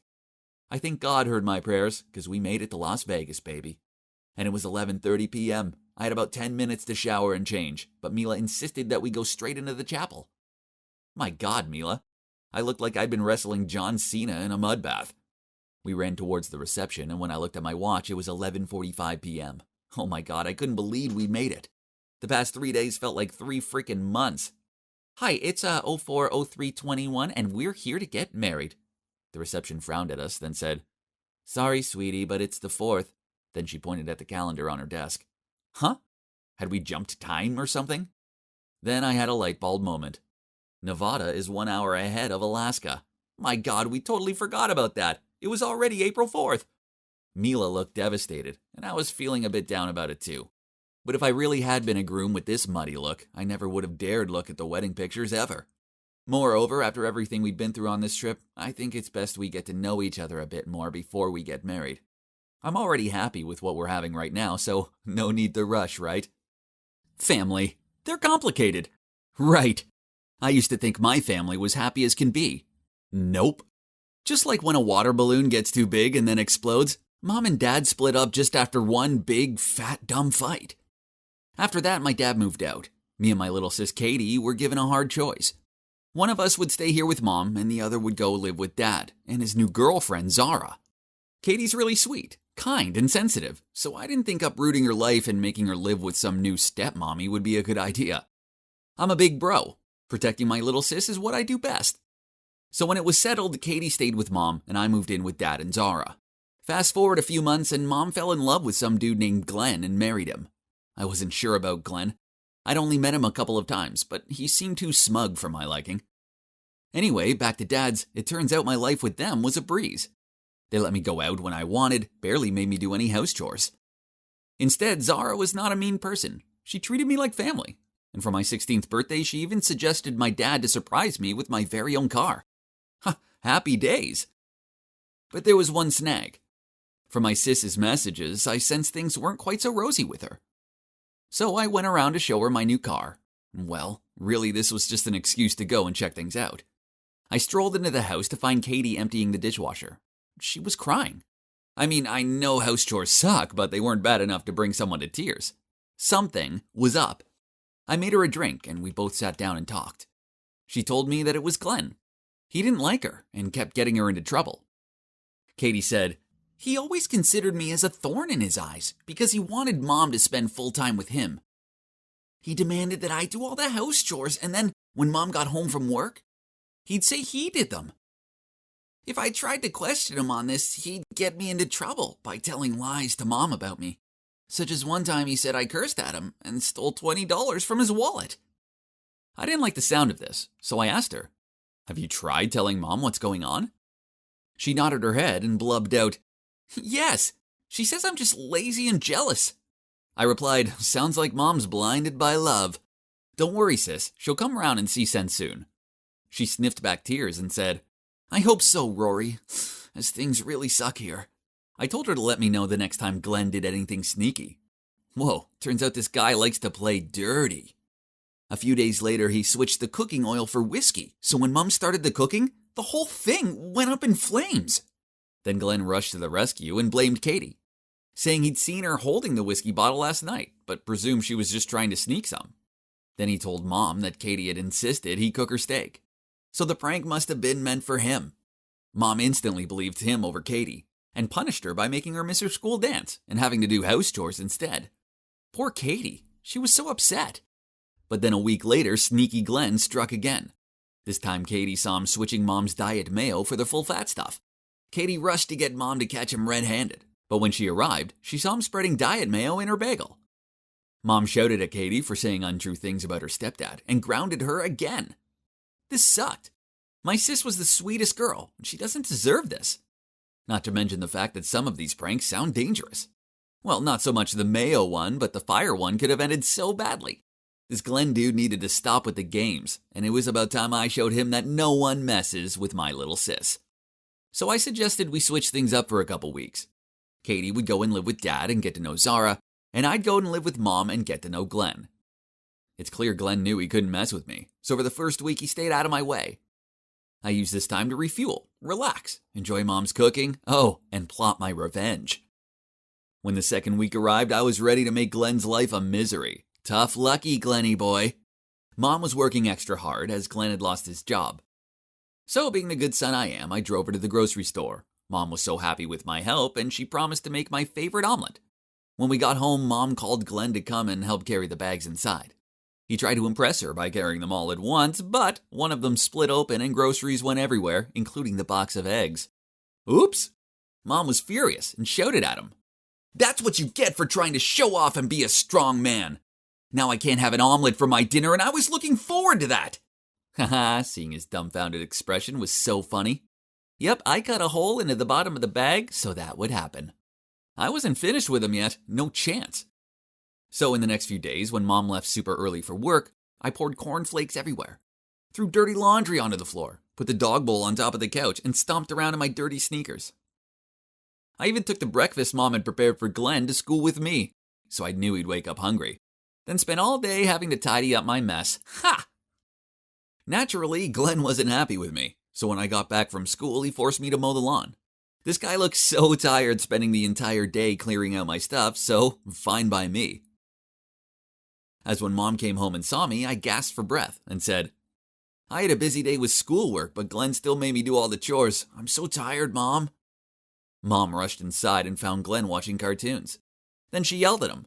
You're home all day, so why don't you mow the lawn instead of making my son do it? I had to go to work. My boy had to do the chores.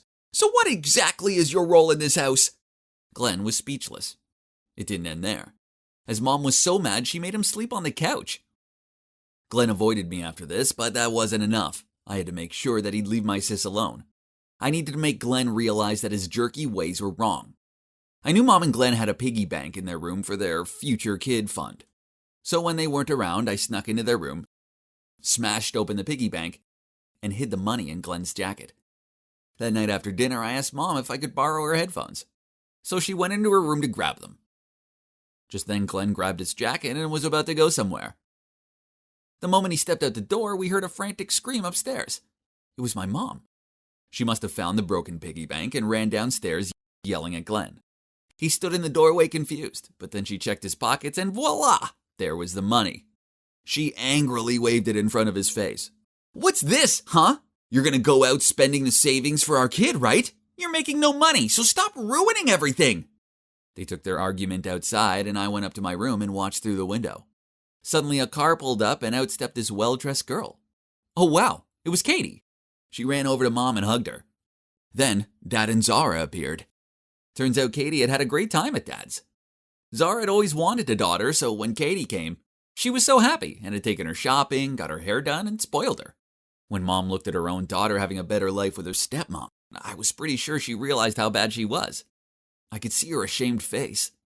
I rushed downstairs and greeted my sis. Then I turned to Mom and said, Mom, you should care for Katie more. You see, Glenn even treated me badly. You don't know how hard he was with her. We love you, so please trust Katie like you trust me. Then I turned to Glenn. You're her husband, but it doesn't mean you can replace us in our mom's heart. Mommies always love their children best. Don't be childish and try to separate them or I'll come back. I winked at him. Yeah, okay, he grunted. Then he turned to Katie and said, I'm sorry, Katie. What do you say to us starting again? Katie smiled sweetly and said, okay, I'd like that. It looks like I'd save the day. Now Glenn knew that if he ever messed with Katie again, then I'd be back. After that, Mom still made Glenn do all the chores, but Katie, being the sweet girl that she is, helped him out with them. As for me, I went back to life at Dad's. I went around there more often to check on Katie and give Mom a lift to the grocery store. And Katie even came around for barbecues and to have a girly pamper session with Zara. So in the end, everything worked out, and now we're one big, crazy, dysfunctional family. But hey, as long as everyone's happy and doesn't try to mess with my little sis, then it's all good with me. Hey guys, I want to tell you about my most memorable summer. It involves a parent-free house, the girl of my dreams, and my little bro Silas's massive secret. Actually, Silas doesn't want me telling you about it, but this story is too fun to keep it for ourselves. So stay tuned, let me tell you what happened. Imagine the scene. I'm there eating corn dogs when my parents announce they're going away on vacation for their 20th wedding anniversary. That means I'll be home alone all week long in our big farmhouse surrounded by vast fields. Sounds great, right? But wait, it got even better when my childhood friends who had now lived in another city were also back in town for the summer vacation. Of course, my parents let me invite them over to stay while they're away. That's how close our families were. Oh God, I haven't seen Carl in over a year. And his sister Ellie, too. Yep, I wouldn't say that I had the biggest crush on my best friend's sister, but there's that. Anyway, this was gonna be my summer paradise. But you know, man proposes, God disposes. It turns out my parents weren't taking Silas with them, because they thought I was old enough to look after my little brother. Ugh, what a bummer. How was I meant to impress Ellie when I had a whining kid to care for? I needed to think fast. So as soon as we waved our parents off, I passed my PS4 to him and said, Silas, you can play on it, but only if you promise to do as I ask and stay out of my way. Of course, he agreed. I mean, what 8-year-old boy wouldn't want to play Fortnite? I checked on him now and then and gave him juice and snacks. Other than that, I had plenty of time to spend hanging out with Carl and Ellie. Things were going well for the first few days, and nothing beats being around your best bud and your crush all day long. Whoa, I just couldn't take my eyes off Ellie. She seemed to have gotten even more beautiful. Then, on one evening, we were sitting outside stargazing. It was so romantic, especially when Carl thought it was dull and left us to go to bed first. I was about to do the whole yawn and stretch out my arm to wrap around her shoulders trick when Silas appeared and squeezed in between us. I glared at him and through gritted teeth asked him what he wanted. He just shrugged and said, "Edward, I'm bored of that game now. I want ice cream." Ellie laughed, then led him off to get some. What? How dare that little dweeb ruin my smooth moves? What a buzzkill! I needed to come up with a new trick to handle this annoying kid. So, the next morning, I told Silas that if he wanted to download a new game of his choice, he needed to go into the field and find a corn cob with exactly 200 seeds on it. He looked like he was going to cry, but he went off to the field. Oh, how smart I am, sending my little brother on a wild goose chase. I expected him to give up after a few hours, but nope. He was out there searching for it all day. He even managed to drag Carl along to help him. In the end, he still had to leave empty-handed. Anyway, I have to thank my stupid brother for helping me to have such a good afternoon with Ellie.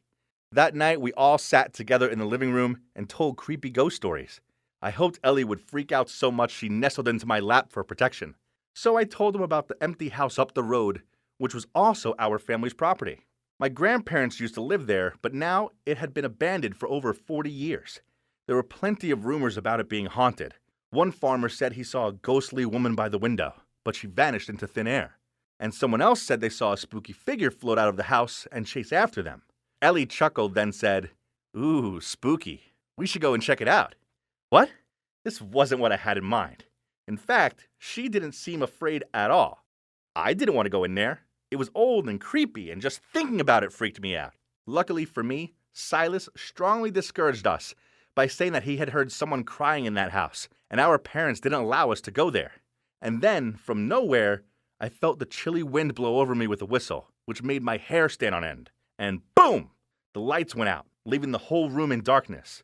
Everyone was confused. What on earth was going on? I didn't want to die now, not when I haven't even told my crush my feelings yet. I was lost in terrifying thoughts when the lights came back on, and everyone else immediately bursted out laughing. OMG, I found myself sitting on Ellie's lap with my head between my hands. It turns out that my evil little brother was the one who turned the lights off as a prank. How humiliating. Oh well, at least Ellie changed her mind about wanting to check the house out. But then, over the next few days, weird things started happening. I went to grab a snack for my secret loot under my bed, but what's this? All of the Snickers bars had gone. It couldn't have been Silas, as he hated Snickers bars, right? Then we were watching a movie. Ellie started shivering, so being the awesome guy I am, I went to get a blanket for her, but huh? All of the blankets had gone? When I went back and told Carl and Ellie about it, Ellie said that was odd, as the other day she couldn't find her pajamas, and Carl's pack of Gatorade had vanished too. So, is there a real ghost in my house? As for my bro, he was acting like he was haunted. He barely talked anymore, and for 3 days in a row, at 6 p.m. on the dot, he disappeared out of the house for hours. This was so strange. I mean, that's the time slot for his favorite show, and he seriously wouldn't miss Adventure Time without a good reason. For me, it's great that Silas isn't at home, but since I'm the older brother, I still have to keep an eye on him, as Mom and Dad wouldn't have been best impressed if I'd lost him or something. That night, he mysteriously disappeared again. I was quite curious, so I went to look for Silas but couldn't find him anywhere. Panicked, I raced around the garden calling out his name. Finally, I felt a hand pounding on my shoulder. My heart was in my mouth. I turned around to see Silas standing there sweating. I shouted at him, "You can't just run off without saying a word. Where have you been?" But Silas calmly replied, "So what? It's my business, not yours." Then he ran straight inside. He gotta be kidding me. Okay, then if secrecy was the game he wanted to play, then I wouldn't mind being the detective either. I had to figure this out. So I gathered Ellie and Carl and came up with a genius plan. The next day at lunch, as planned, Silas entered the kitchen and everything was set. I placed an eye-catching candy-filled jar on the table, and as expected, Silas immediately picked up a handful and put them right in his mouth. Oh, just look at his happy face. He had no idea what I had in store for him. Right after that, we entered the room. Not wanting to get caught eating food on the sly, Silas quickly hid under the table. And of course, we pretended not to know he was there. Then I held up that candy jar and said, "Guys, guess what? I've ordered these pills online. It's the legendary invisible candy that makes it impossible for people to see me." Carl acted surprised. "Unbelievable! How did you get this? I heard it's such a hit that it was sold out everywhere." Then Ellie asked me how long we could disappear if we ate these candies. I replied, "I think if we just eat 4 to 5 candies, we can disappear for 45 minutes. We continued our skit, then I said I had to leave the candy jar here. So tomorrow we can try it and go out pranking everyone with our new superpower. I winked and everyone nodded. "Now, where did Silas go again?" I asked, and everyone shook their heads. Then I picked up an apple and purposely dropped it on the floor, then immediately peered underneath the table to look for it while pretending not to see Silas down there. He looked absolutely amazed, trying not to make any sound. Now Silas thought he was truly invisible. He crawled out, then did all sorts of funny things in front of us, from dancing, shaking his butt, and cartwheeling across the room. It was so hard to keep a straight face and ignore his existence. Then, at 6 p.m., Silas left the house with a backpack on. But because he thought he was invisible, he ran straight past us without hesitation, and didn't forget to stick his tongue out at me before leaving. This idiot. We followed him, and guess what? He went to the abandoned house. We hid behind a tree to watch, and suddenly the door creaked open. I was a little creeped out, so I clung to Ellie's arm. Someone ran over to him. A little girl. Oh no, was it a ghost? Ellie said, "OMG, she's in my clothes!" I looked closer and realized she wasn't a ghost, but in fact, was a real-life girl.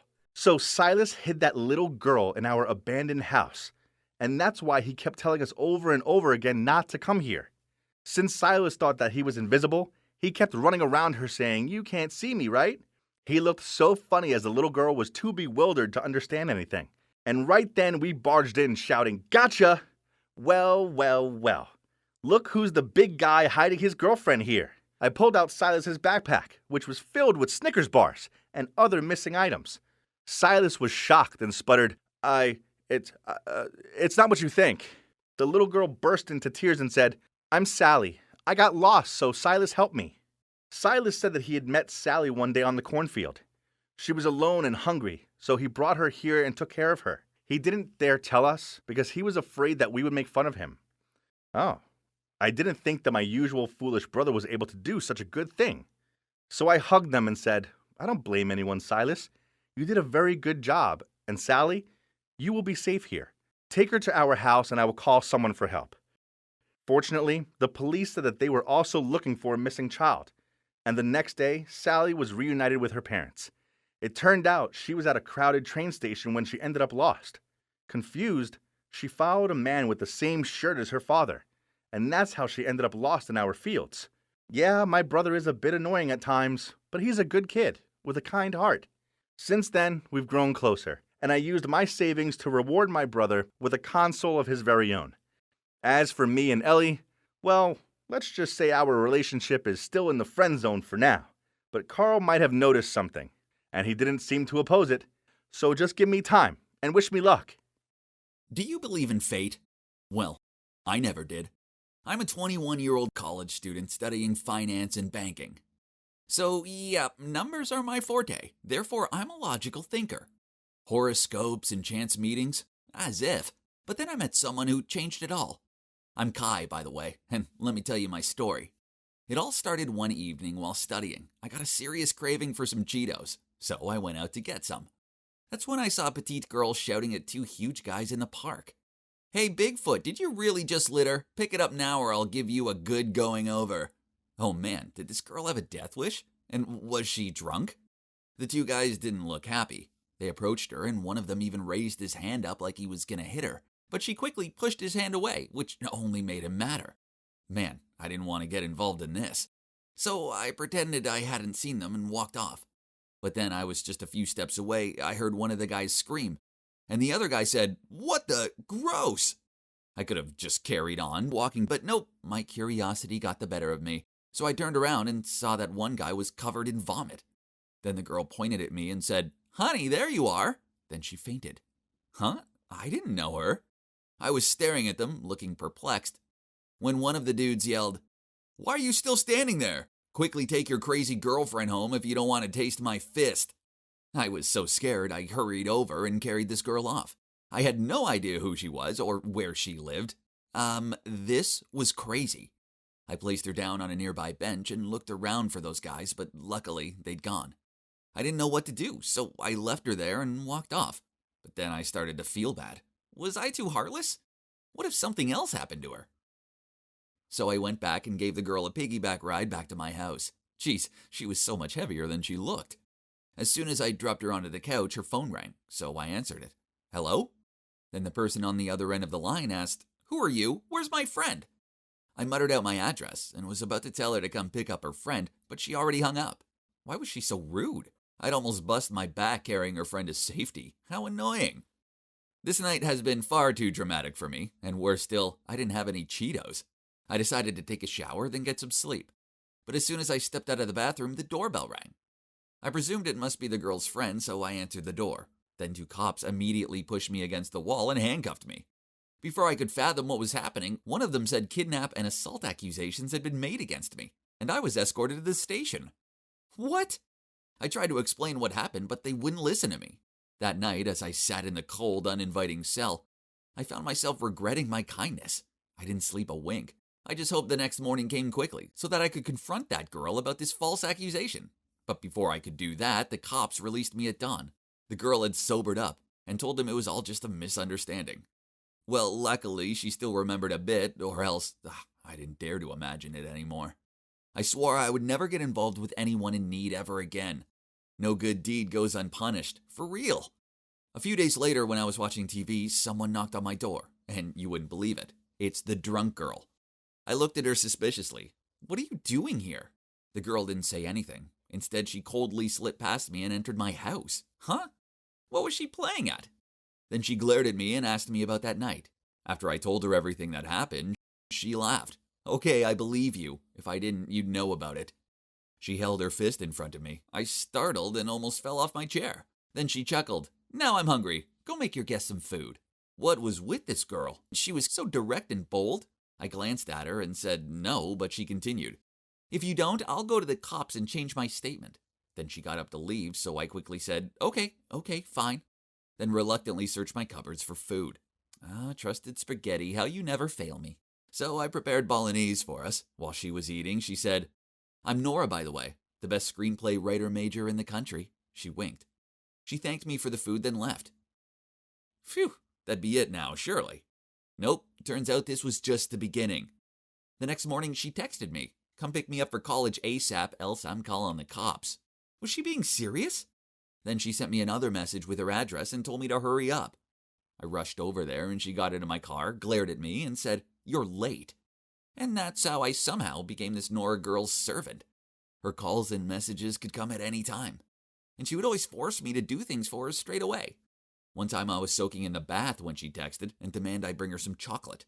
Another time she called me at 2 a.m. and told me she was bored, so I had to come over and play some video games with her. I also became her unpaid Uber driver. Every day, from home to school and back. And it's inevitable that I overslept once, so Nora bombarded my phone with tons of texts and calls. I groggily answered, and she used her calling the cops threat again to force me to get there in 15 minutes. What a pain in the neck. Another time, I just stepped out of the house to go and hang out with my friends when Nora showed up and insisted that I had to take her to the cinema. She wouldn't take no for an answer, so I had to cancel on my friends and go watch some bland movie with her. Such a troublesome girl, right? But strangely, as time went by, I started to find Nora less annoying, and instead found myself smiling when she texted me or called. On the days when she didn't bother me, well, my mood seemed to dampen. Was I crazy? I mean, she was cute, very spontaneous, and, well, there was no one else quite like her. But then all of a sudden the messages and calls stopped. Did she not want me around anymore? I miss Nora. Many times I had to stop myself from calling her. I should be happy I was out of Nora's control, right? Then one day out of the blue, my phone beeped. It was Nora. Come to the Starbucks on Vincent Street. Move it. You have 5 minutes. Geez, that bossy tone again. Still, I immediately drove to the address. When I got there, I saw Nora with a guy and a girl. I walked over to them and just sat down. Nora held my arm. Honey, why are you so late? I stared at her in surprise. She smiled and turned to the other two. This is Kai, my boyfriend. What? Did I get it wrong? Did she just say I was her boyfriend? Then she said, Kai, this is my former bestie Kim and her boyfriend Greg, who's also my ex. Awkward, right? But I have you now, so we can all be friends. Reading the situation, I realized I had to go along with it. So I stroked her hair and said, yes, my honey muffin, anything you want. My cheesy lines seemed to work, as they both looked annoyed, then left. So I turned to look at Nora and stammered. Did you just say I'm your boyfriend? Nora said nonchalantly, yeah, isn't that okay? If you don't like it, forget it. Then she was about to leave. I pulled her hand and said, yes, of course, sounds great. So that's how we became an official couple. We went on a few dates, and she was her usual demanding self. Not that I'd want her any other way. Then one time, after a month of dating, Nora dragged me to a swan lake in a nearby park. She looked at me for a long time and then said, Kai, I'm studying abroad for a year. I leave tomorrow. I glared at her in surprise and asked why she hadn't told me sooner. She continued, I guess I didn't want to make you sad, and I don't know if your feelings are big enough, so write down your feelings for me and give them to me tomorrow. That night, I carefully wrote down all my thoughts and feelings for her. I still had hope that this 1 year of long-distance love would be over quickly. The next day, I drove her to the airport and handed her my letter.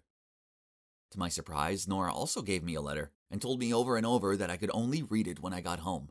Of course, I obeyed her. Then read it as soon as I passed my door, and whoa, I wasn't expecting this. In it, Nora confessed all this time she was just using me to get revenge on her ex, and took advantage of me to get over him. That night we had first met, she found out about him and Kim, but now she regretted how she treated me. At the end of the letter, she wrote, if fate wants us to be together, then we'll meet again one day. What? I was so shocked, so I called to tell her she didn't need to feel guilty, and that I forgave her. I kept calling, but it didn't work. I also asked her friends, but no one knew how to reach her. She disappeared from all social media, and just like that, she vanished from my life.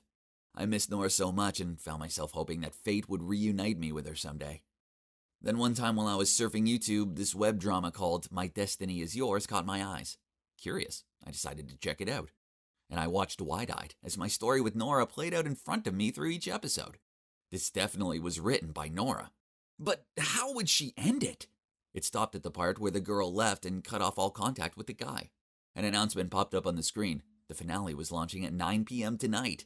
I anxiously watched the seconds tick by. During the last episode, the two characters met up at a swan lake. I had a hunch, so without a second delay, I immediately ran to the swan lake in the nearby park. My heart flipped when I saw a girl standing there. It was Nora. Man, I ran so fast and hugged her. She hugged me back, then said, I was a little nervous you wouldn't see the movie. Then she smirked. But it doesn't matter anyway. I could have just texted you, come to the Swan Lake now, and you would have come, right? Then we both burst out laughing and continued to hug each other. Well, you see, fate brought me and Nora together, and this logic-loving skeptic is now a big believer in destiny. How about you? Have you found your destiny yet? Hey, I'm Henry, and I'm a 23-year-old from Hamburg, and I have one question. You must have heard of K-pop, right? So, any K-pop fans in the house? Of course, I'm one. To be specific, I am an ARMY, a true BTS stan. Oh, and for those who don't know, stan is slang for when you're a big fan of something. Anyway, I can proudly say I'm obsessed with K-pop, and it's such a fun journey, right? But not everyone gets it. In fact, this is my story about how people treated me for being a fanboy, and it gets pretty dramatic. So, people always think that we like K-pop just because the idols are good-looking. But no, that's not only it. Seriously, I bet those who hate K-pop haven't even given it a proper listen. So you K-pop haters, just hear me out, and I'll start by tracing all the way back to the beginning of that life-changing moment when I first discovered K-pop. It all started when my classmate Chrissy was watching this music video called Dope during recess. I got curious and joined her. And oh boy, I never seen something so incredible before. The camera work, the choreography, it was unreal. I couldn't get the song out of my head, and the video was so much fun to watch. They didn't need hot girls nor supercars to make it eye-catching. It's pure talent only. After that, I started to listen to more K-pop and became a multi-stan, but BTS is always my one true love. I love them, and I wouldn't mind sharing all about it on my Instagram, which also helps me make friends with a lot of other ARMY from all around the world. Mostly girls, but a lot of guys too. And they often message me saying how much they admire me for being so open about my love for K-pop. They say they wish they had the same courage I did, since a lot of them got made fun of for liking Korean male artists. How ridiculous is that? It's 2021. We can like who we like, and we shouldn't have to keep quiet about our passions. However, I totally understood how they felt. I've been there, and it was rough.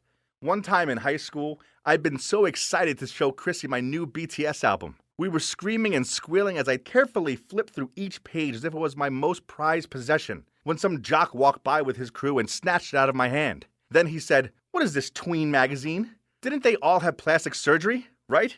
Then another guy said, "Why do you like these guys? Are you gay or something?" Then they all walked off laughing. I was so angry I wanted to kick them so far off the earth, even Google wouldn't be able to find him. But I couldn't do anything. They were way bigger than me and would crush me into a pulp if I even tried. So I came up with a better idea. I started going to the gym. I wanted to be buff like Jungkook. Then I wouldn't be afraid of any losers picking on me and my boys anymore. Oh, and by the way, I'm not gay. That's just another thing us fanboys have to deal with. There's nothing wrong with being gay, but just assuming I am because I like K-pop is silly. K-pop is for anyone and everyone. Anyway, after high school, things were looking up as people in college were less nosy. We'd all grown up, and you won't believe how muscular I'd become. Girls started showing interest in me, but there was only one girl I had eyes for. Her name was Kayla, and she was so cute. However, there was just one tiny problem. And by tiny, I mean huge. She didn't like K-pop. Once when we were studying, she sat closer to me and asked with a smile, "What are you listening to?" Then she took one side of my earphones. "What is this? Some kind of chanting?" Then she just went back to reading with a disgusted look on her face. What? That was my bias. Rap Monster was spitting fire. I didn't know she was that tasteless, but I let it slide this time, since I didn't want to make a big deal out of it in the library. After that, things got worse, and her hatred for K-pop became more obvious. Every time I talked about it, she rolled her eyes and changed the subject. And when the new music videos came out, and I couldn't wait to show her, she'd just scroll on her phone and ignore it. Other than that, she was always so sweet, and so we kept on dating. But we shouldn't have. One time, we were hanging out at the mall, and it was a pretty special day for me as it was BTS's debut anniversary. I was so excited and had even worn my BTS crossbody bag with a Koya keychain to complete the look. I thought I looked cool, but Kayla burst out laughing when she saw me and said, "OMG, did you borrow your sister's bag or something?" I tried to explain to her and said, "No, it's mine, and this is my baby Koya." But she just cut me off and rolled her eyes, as she said we'd be late for the movies. She kinda killed my vibe, but it was BTS day, so I wouldn't let anything ruin it. We were lining up to buy popcorn when I felt someone tap me on the shoulder. "Excuse me, I couldn't help noticing your Koya. Are you perhaps an army?" I finished his sentence with a scream. We were both excited. We basically talked in gibberish that probably only Army could understand. Turns out J-Hope was his bias, and his name was Craig. Then he even gifted me some photo cards he'd just printed out.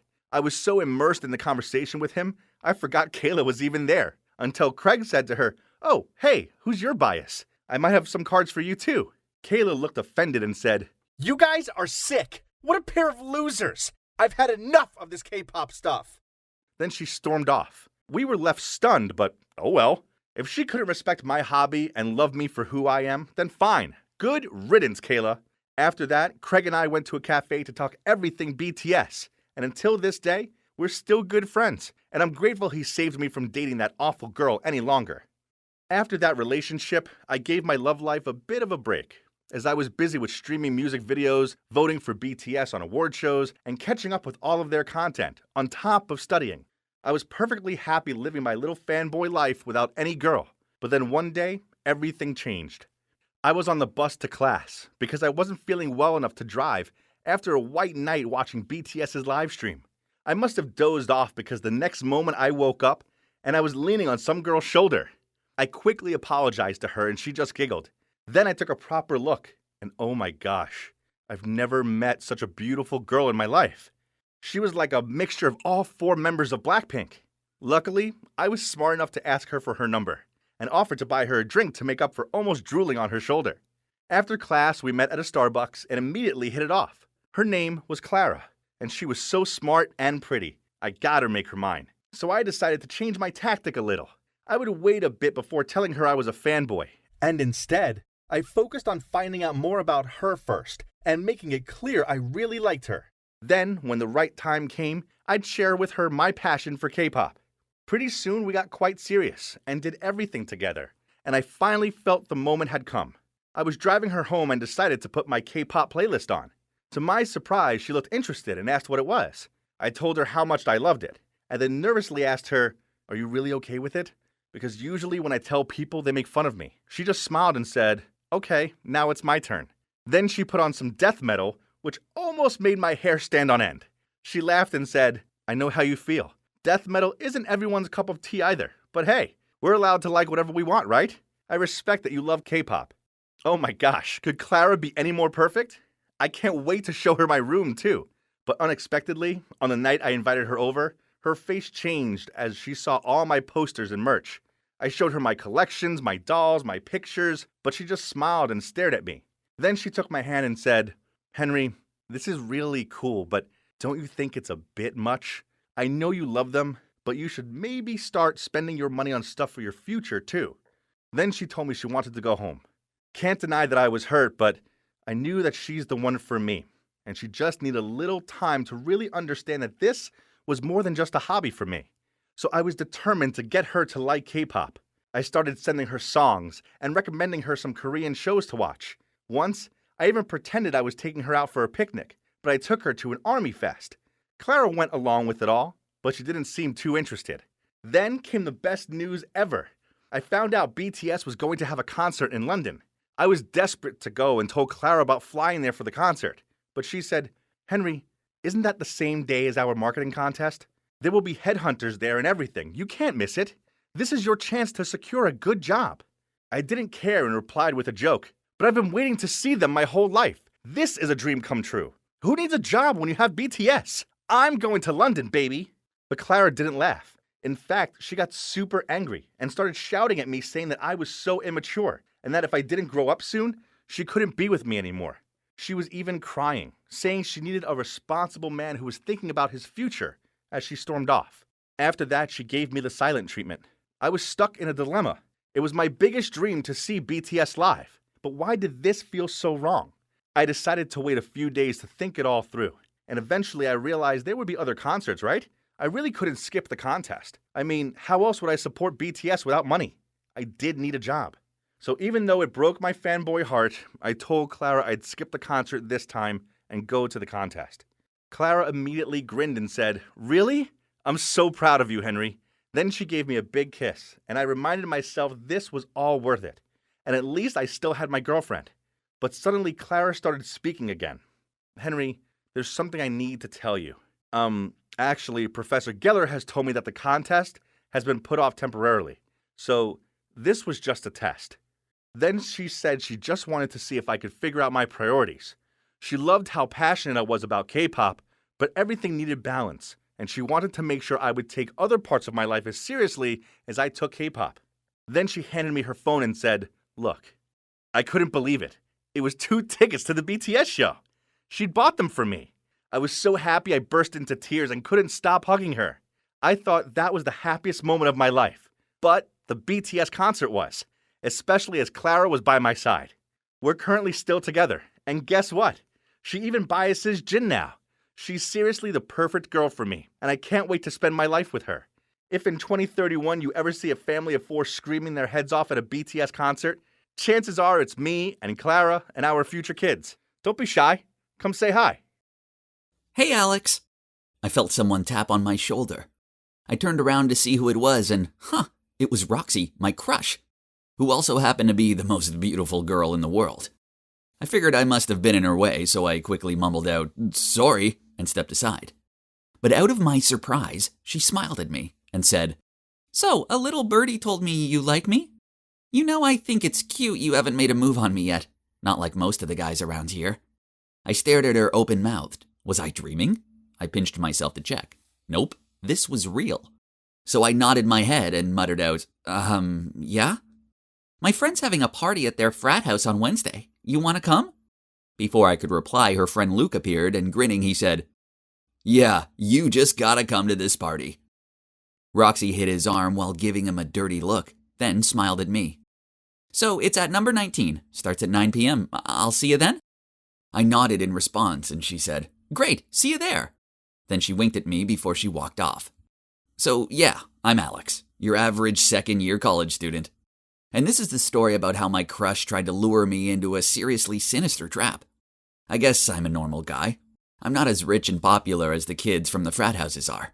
Instead, my room is in the regular dorms, and although I'm not ugly or unpopular or anything, I'm easily overlooked.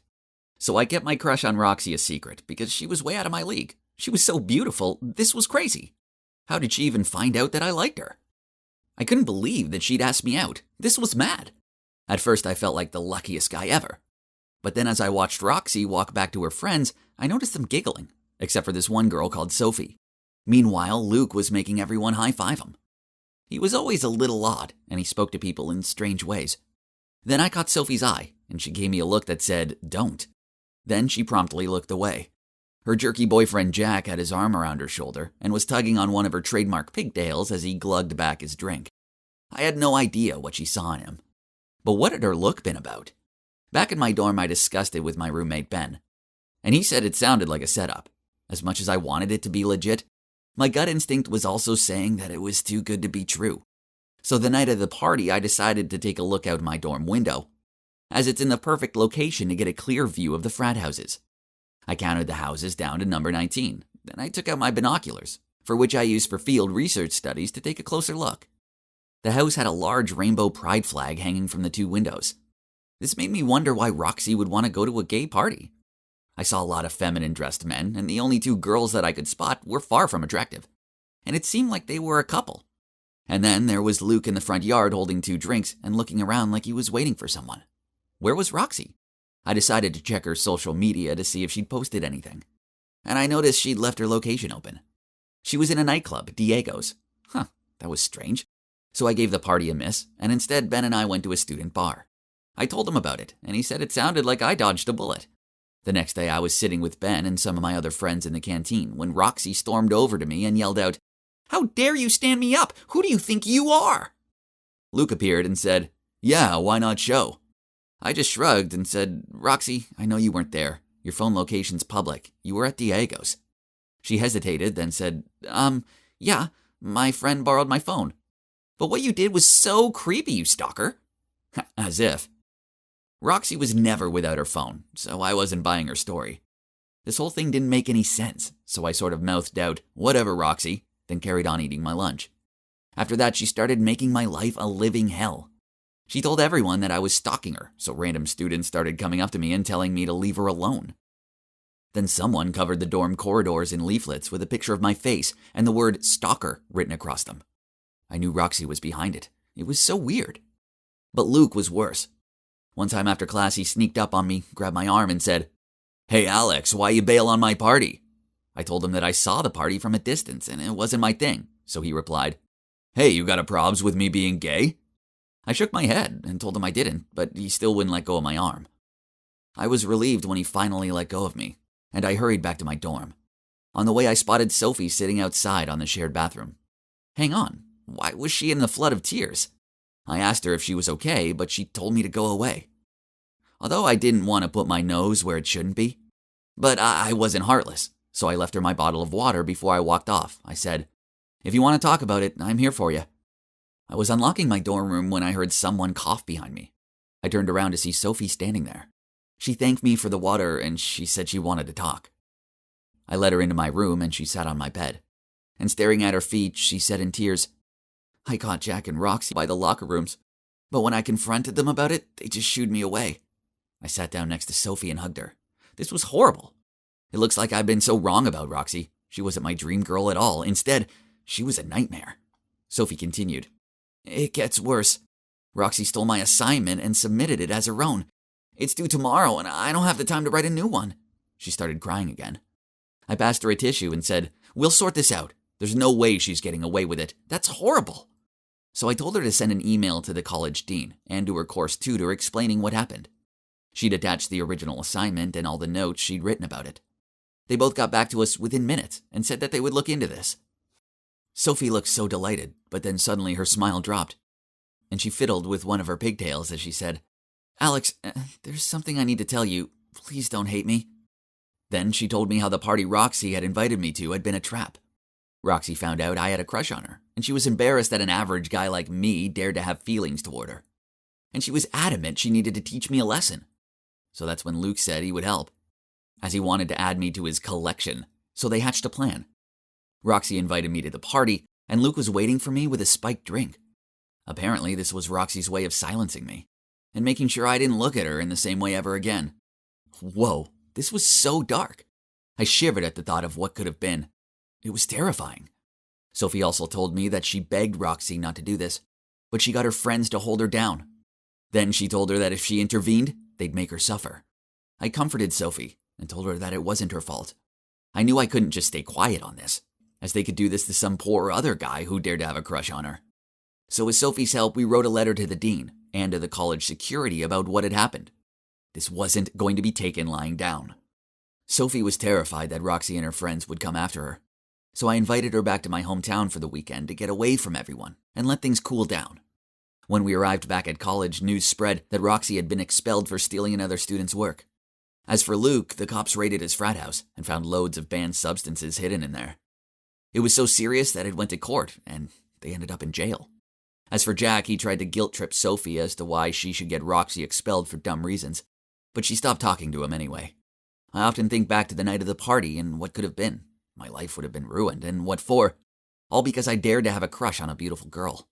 I say good riddance. Some good has come out of this whole mess. Sophie and I grew closer and started dating. Now we've both graduated, and that's not all. We have 2 amazing kids together. I love my beautiful family with all my heart, and I just want to protect them from all the bad in this world. So in short, I don't think that just because you're beautiful, rich, and popular, that you get away with doing whatever you please. Regardless of age, sex, looks, and so on, everyone deserves to be treated with respect and compassion.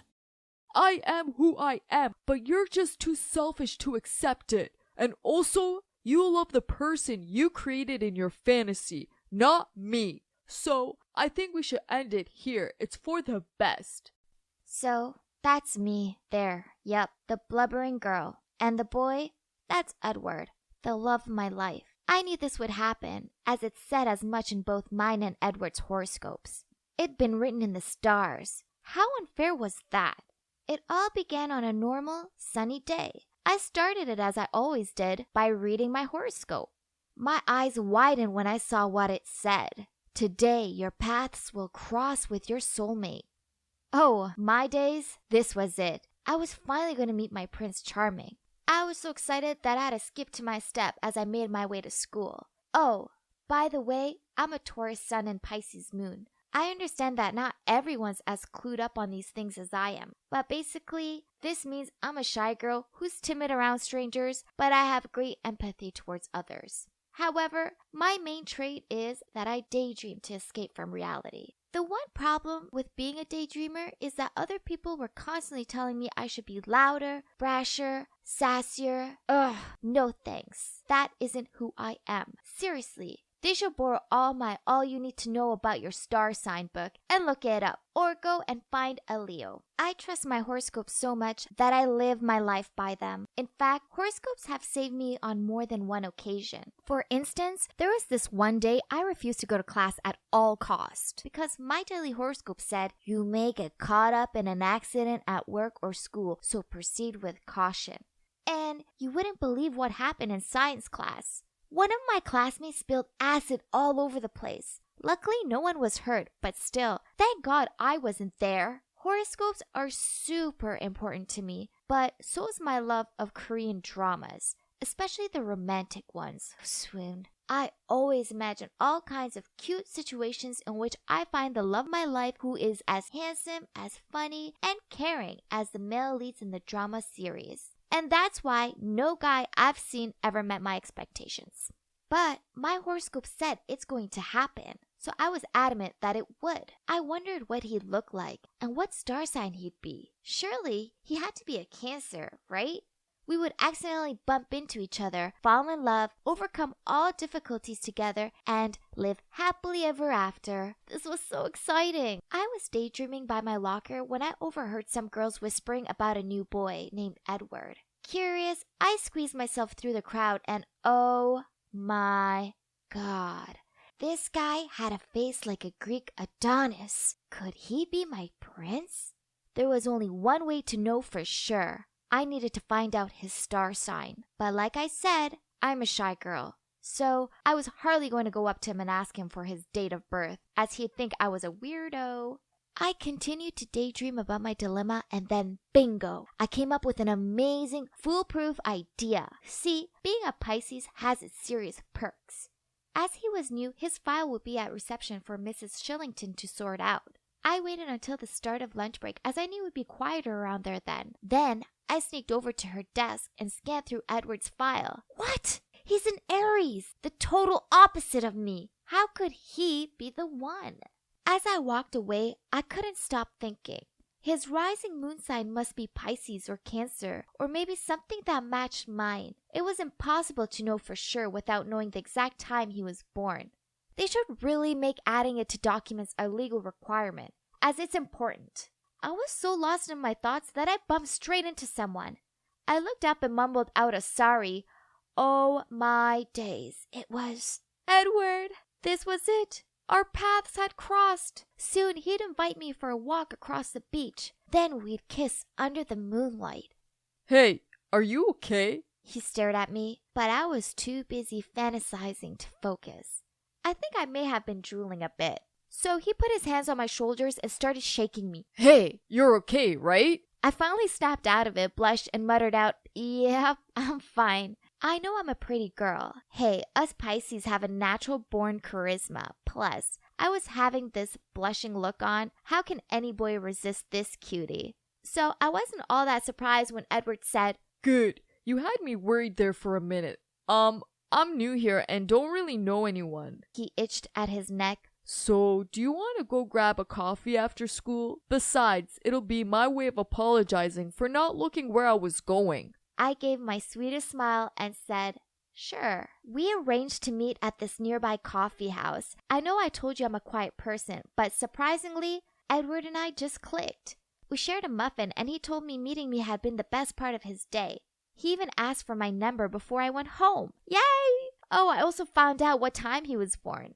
I rushed home so I could look up his star sign, and as I expected, his moon and rising sun is Cancer, a total match with me. From that day on, we started texting and calling loads and even saw each other every day. It was great, until one day. He asked me if I wanted to be his girlfriend. Oh my god, of course I wanted to. Everything was going exactly as I imagined it. But that's when it also started to get messy. Okay, so my horoscope obsession means I talk about stars, planets, the moon, the sun, and the personalities of each zodiac a lot. I know this drives him bonkers, as he's such a skeptic. One day in his horoscope, it was written that he should take it easy today and avoid strenuous exercise. But Edward had an important basketball match at school. I begged him not to participate, but he wouldn't listen. He said it was absurd. The team needed him and he couldn't let them down on a whim. I was frantic with worry that he was going to break his leg or something. I couldn't let this happen, so I put some laxative syrup in his water bottle. A few spoonsful would be enough, right? But I think I may have poured a little too much as he disappeared into the restroom for hours. Oops.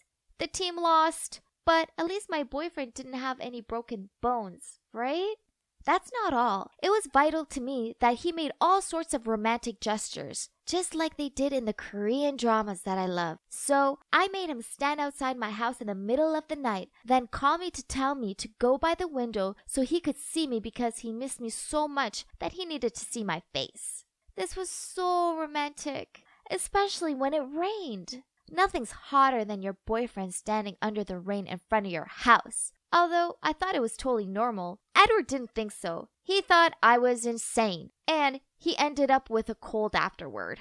Then one morning, I checked our horoscopes and I stared at my phone screen in shock. We were gonna break up, and that's when I got a message from him. We need to talk. Meet you after school. Oh Jesus, this wasn't a good sign. Did he really want to end things between us?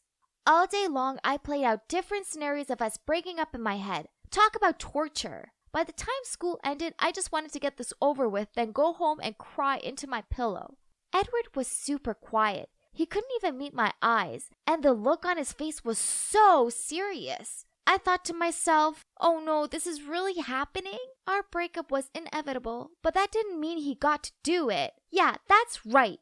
So as soon as he began to talk, I butted in and said, "I'm sorry, Edward, but we need to break up." Edward looked confused. At first, he thought I was playing out one of the romantic scenes again. But then when he realized I wasn't, he asked why, and I replied, "Because our horoscope said so." Angrily, he replied, Alice, I was going to introduce you to my parents tonight because I love you. What? He wanted me to meet his parents and take our relationship to the next level? Stammering, I quickly tried to correct myself, but he didn't listen. You trust some garbage from the internet more than your own boyfriend. I am who I am, but you're just too selfish to accept it. And also, you love the person you created in your fantasy, not me. So, I think we should end it here. It's for the best. Then he left me standing there alone in floods of tears. I couldn't stop thinking about Edward and how devastated he looked. Did I misread the horoscopes? Or maybe they were wrong?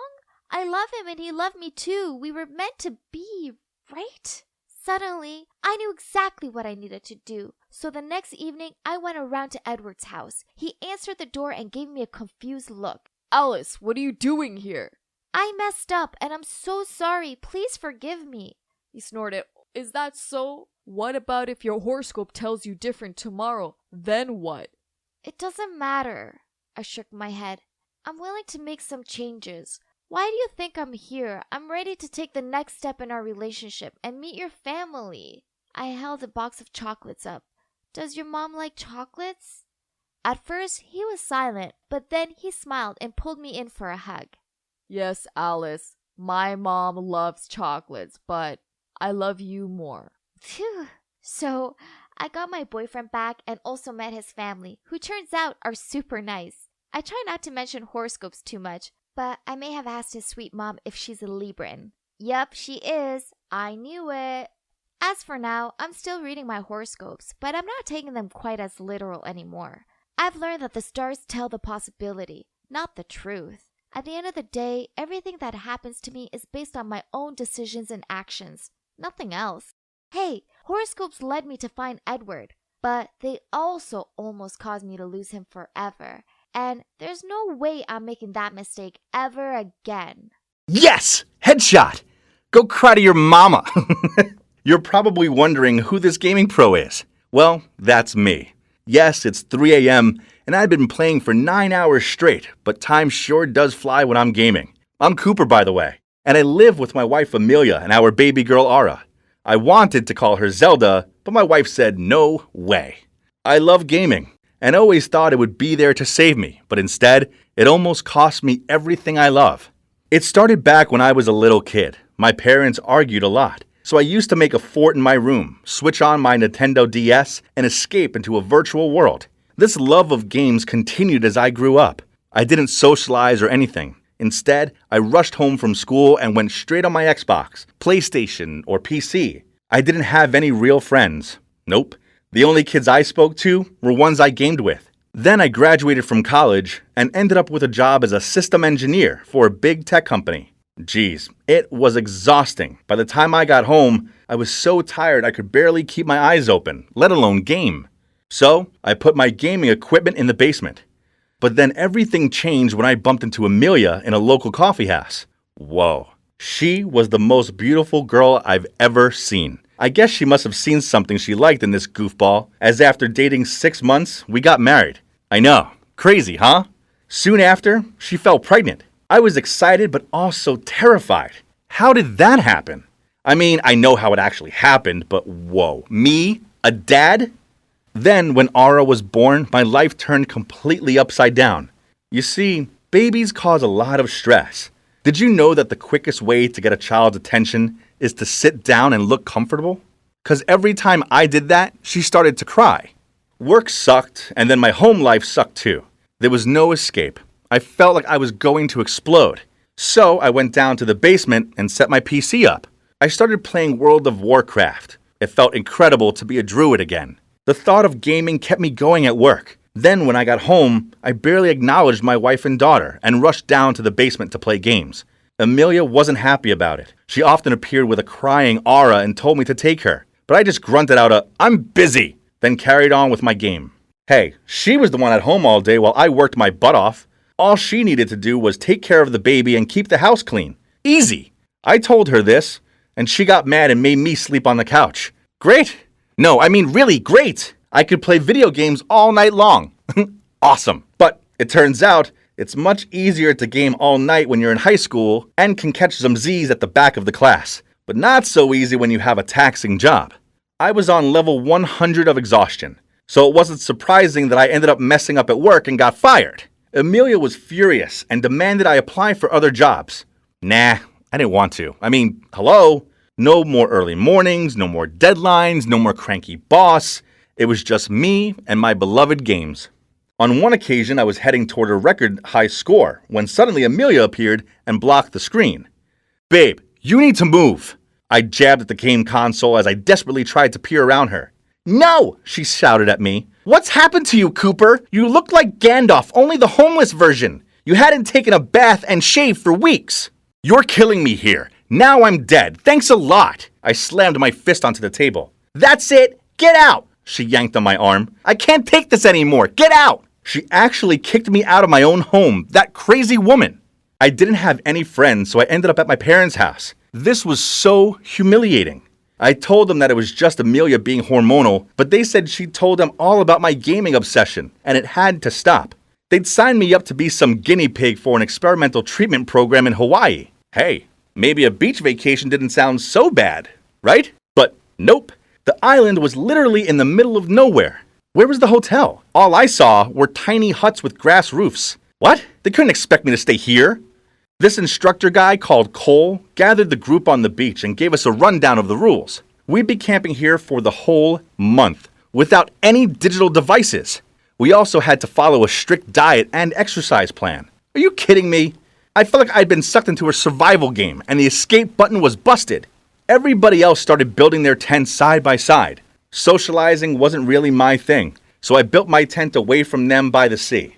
It was hungry work and my stomach was rumbling. So I asked Cole when dinner was ready. He told me it was my job to make a fire. Then he passed me a note with instructions.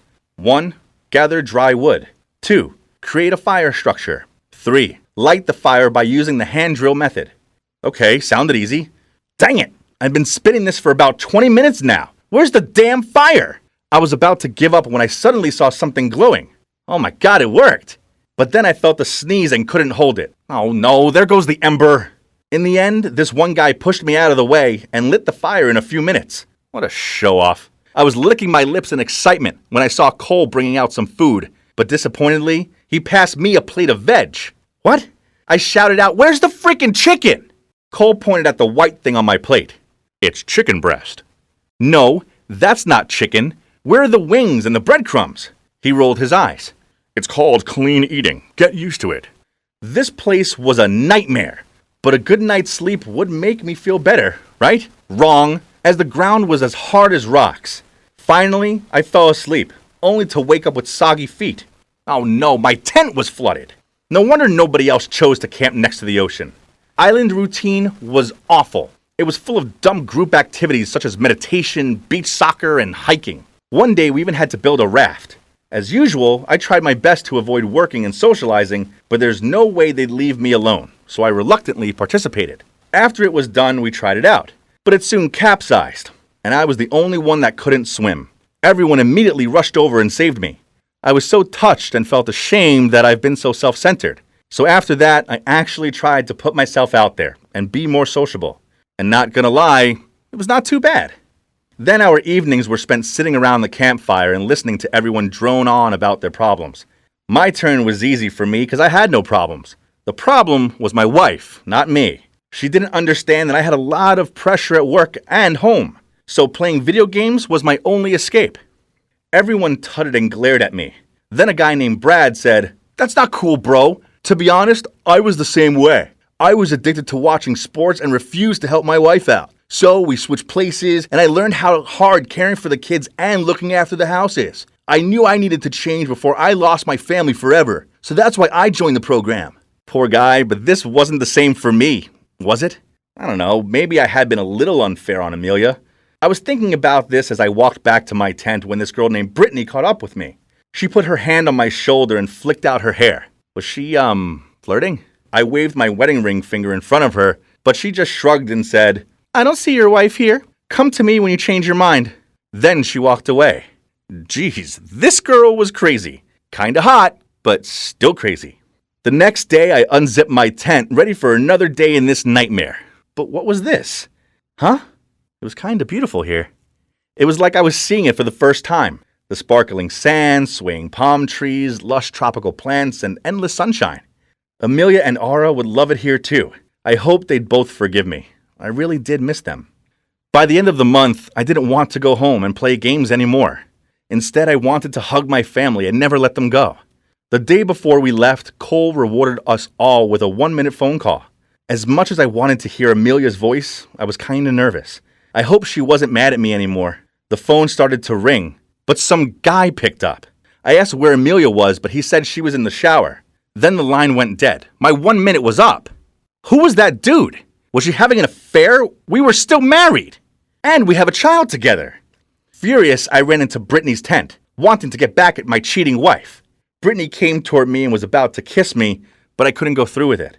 So I dodged out of the way, mumbled out sorry, then hurried out of there. The next day, I finally got off the island, and I went straight home to confront Amelia. I opened the door to see a man standing there holding my little Aura. How dare he? I yelled out, "Get away from my daughter!" Suddenly, Amelia appeared. "Cooper, stop! It's Rob!" I processed this information. Oh wait, he was Rob, her half-brother. Oops. I'd never met him before as he'd been living abroad. I quickly muttered out an apology to him. How embarrassing. I noticed Amelia was giving me this weird look. Then she said, "Wow, Cooper, you look so different." Oh yeah, before we were sent home, each of us were treated to a little makeover. A new haircut, new clothes, and a shave. And the clean eating and exercise meant I'd lost 20 pounds. Guess Amelia just couldn't resist this new hottie in town. She went straight for one big hug. So, in the end, Amelia forgave me for being a massive jerk. Now I have a new job. It's pretty boring, but I enjoy coming home and spending time with my family. As for gaming, I still do it, but in moderation. Only Tuesdays and Thursdays, but I make sure I switch it off by 10 p.m. Then I go and cuddle my wife. The gaming world is great and all, but I've come to learn that there's something even better in life, and that's making memories in the real world with my girls.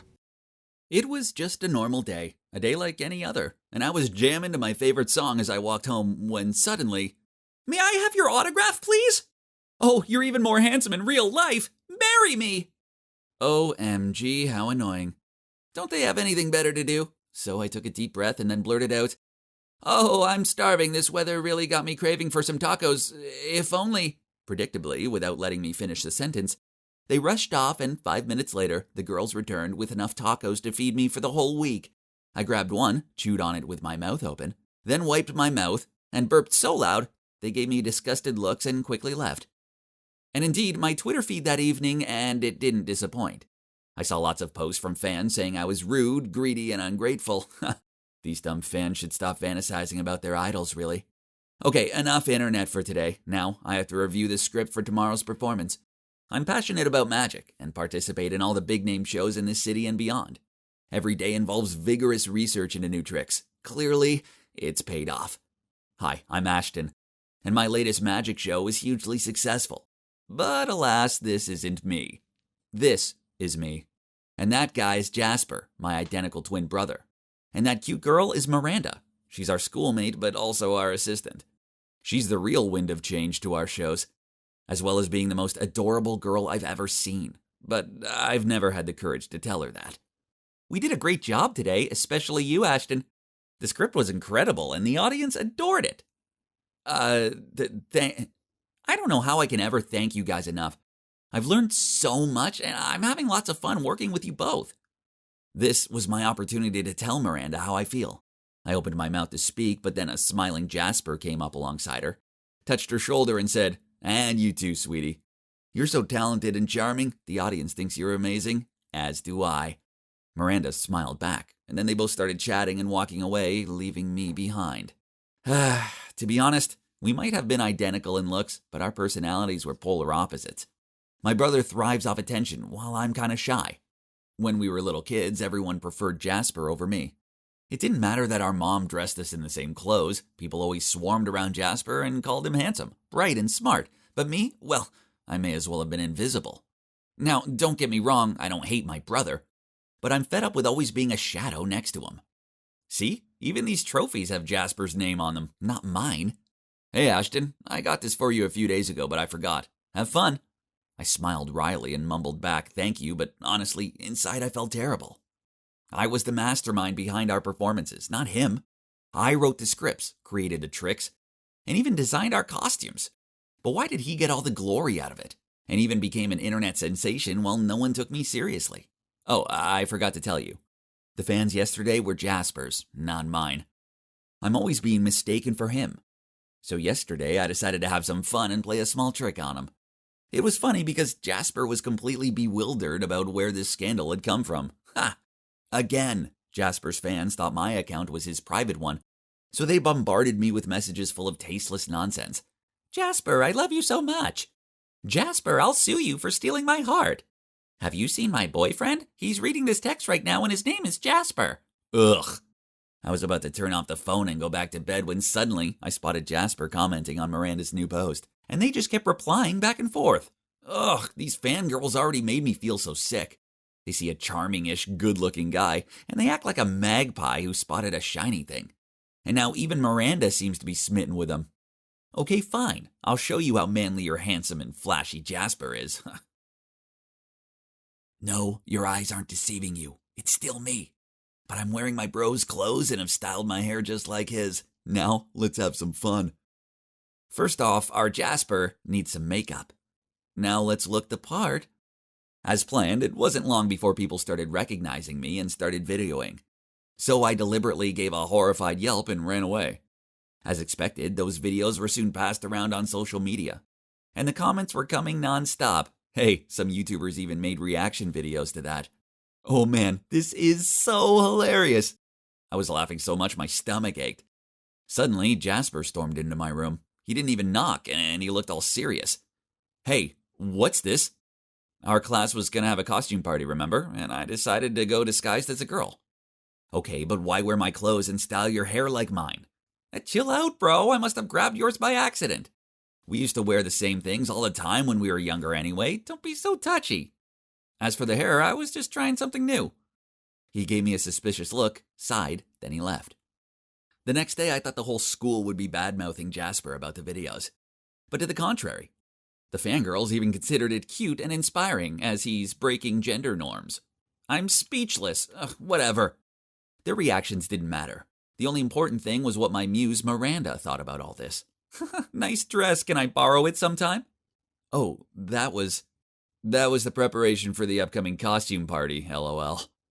Ooh, no, I mean, it's cute though. Gosh, my plan's now officially a massive fail. I stayed there watching them for a bit, and she just kept on playing with her hair as she gave my brother these gooey-eyed looks. Ugh. Then, to annoy me even further, right in that afternoon, Mr. Wainwright, our principal, came into class, stopped in front of Jasper's desk, and asked him, Jasper, will you please do me the honor of performing on behalf of the school at the town hall launch event next week? Jasper immediately accepted the invitation, and the principal thanked him, then left. What about me? He didn't so much as look my way. You know, I'm the one who creates the content and everything. Jasper's just the one who acts following my script. This is so frustrating. All this unfairness wouldn't have happened if I didn't have glossophobia. Yeah, public speaking scares me out of my wits. So I could just sit there, fist clenched, feeling my anger grow. This sucks.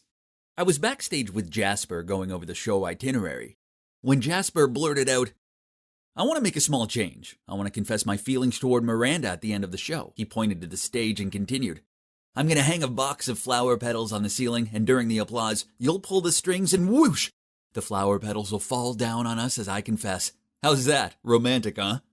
I was dumbfounded, but still managed to utter, yeah, that sounds good. But my heart was suffocated. There's no way I can let that happen. So I came up with a plan. Since I was the one who's in charge of the props.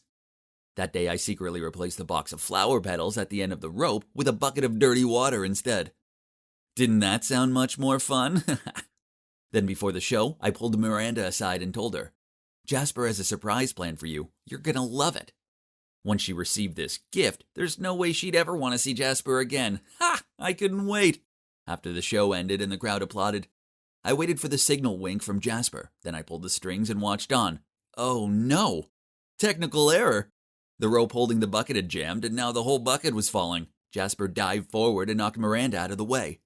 The bucket whacked him in the head. He collapsed, and stinky, muddy water went everywhere. The whole venue was in an uproar. Oh my God, what on earth did I just do? Ah! I held my head and shouted. But wait, why was it so dark? Hey, this is my room, isn't it? I felt so cold, drenched in sweat and shivering. Reached my phone to look at the calendar. I had to pinch myself while my heart was still pounding. Turns out D-Day is yet to come. It's tomorrow. So I was just dreaming? I hadn't really harmed my brother, had I? I rushed into Jasper's room to check. Phew! He was lying there playing on his phone. I felt so bad just because of childish jealousy. I'd almost harmed my own brother. I thought for a moment and then walked over to him to confess everything. Jasper, I'm sorry, but I have to say this. All the scandals recently were done by me, deliberately. The tacos incident and the Walmart one, too. He looked up from his phone and sighed. Why would you do that? Because I like Miranda, too. Huh? Really? I didn't know that. Why didn't you tell me? I was even going to ruin our performance tomorrow. Okay, just scold me or hit me, anything. I deserve it. Jasper clenched his fist and held it up in front of me. I closed my eyes and was ready to take it. But then, to my surprise, he patted me on the shoulder and said calmly, I'm angry. No, furious. But honestly, I'm more disappointed. We're brothers. We're family, you remember. But I'll take the blame too. I suppose I do milk the fame a bit too much sometimes. I know you're the one who comes up with all the killer content, and I suppose I shouldn't have been so open with my feelings towards Miranda. I should have stopped to consider yours. After talking for a while, we finally agreed that after the performance tomorrow, we would text Miranda to confess how we feel toward her. And whoever she accepted, it would be God's will. The performance was outstanding, and we even got to take photos with the mayor and shake his hand.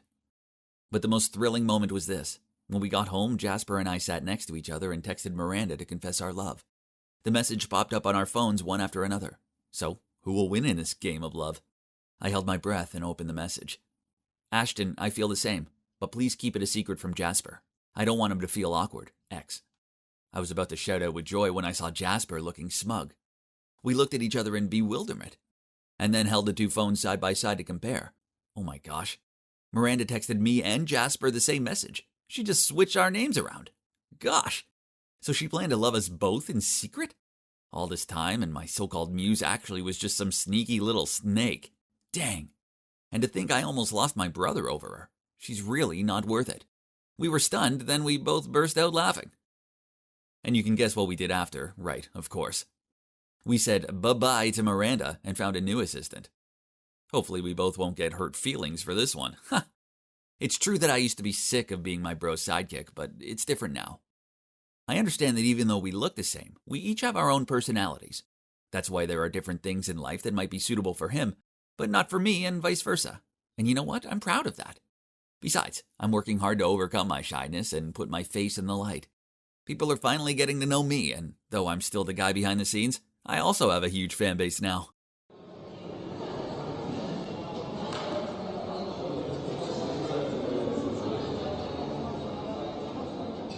Hey, what's with the long face?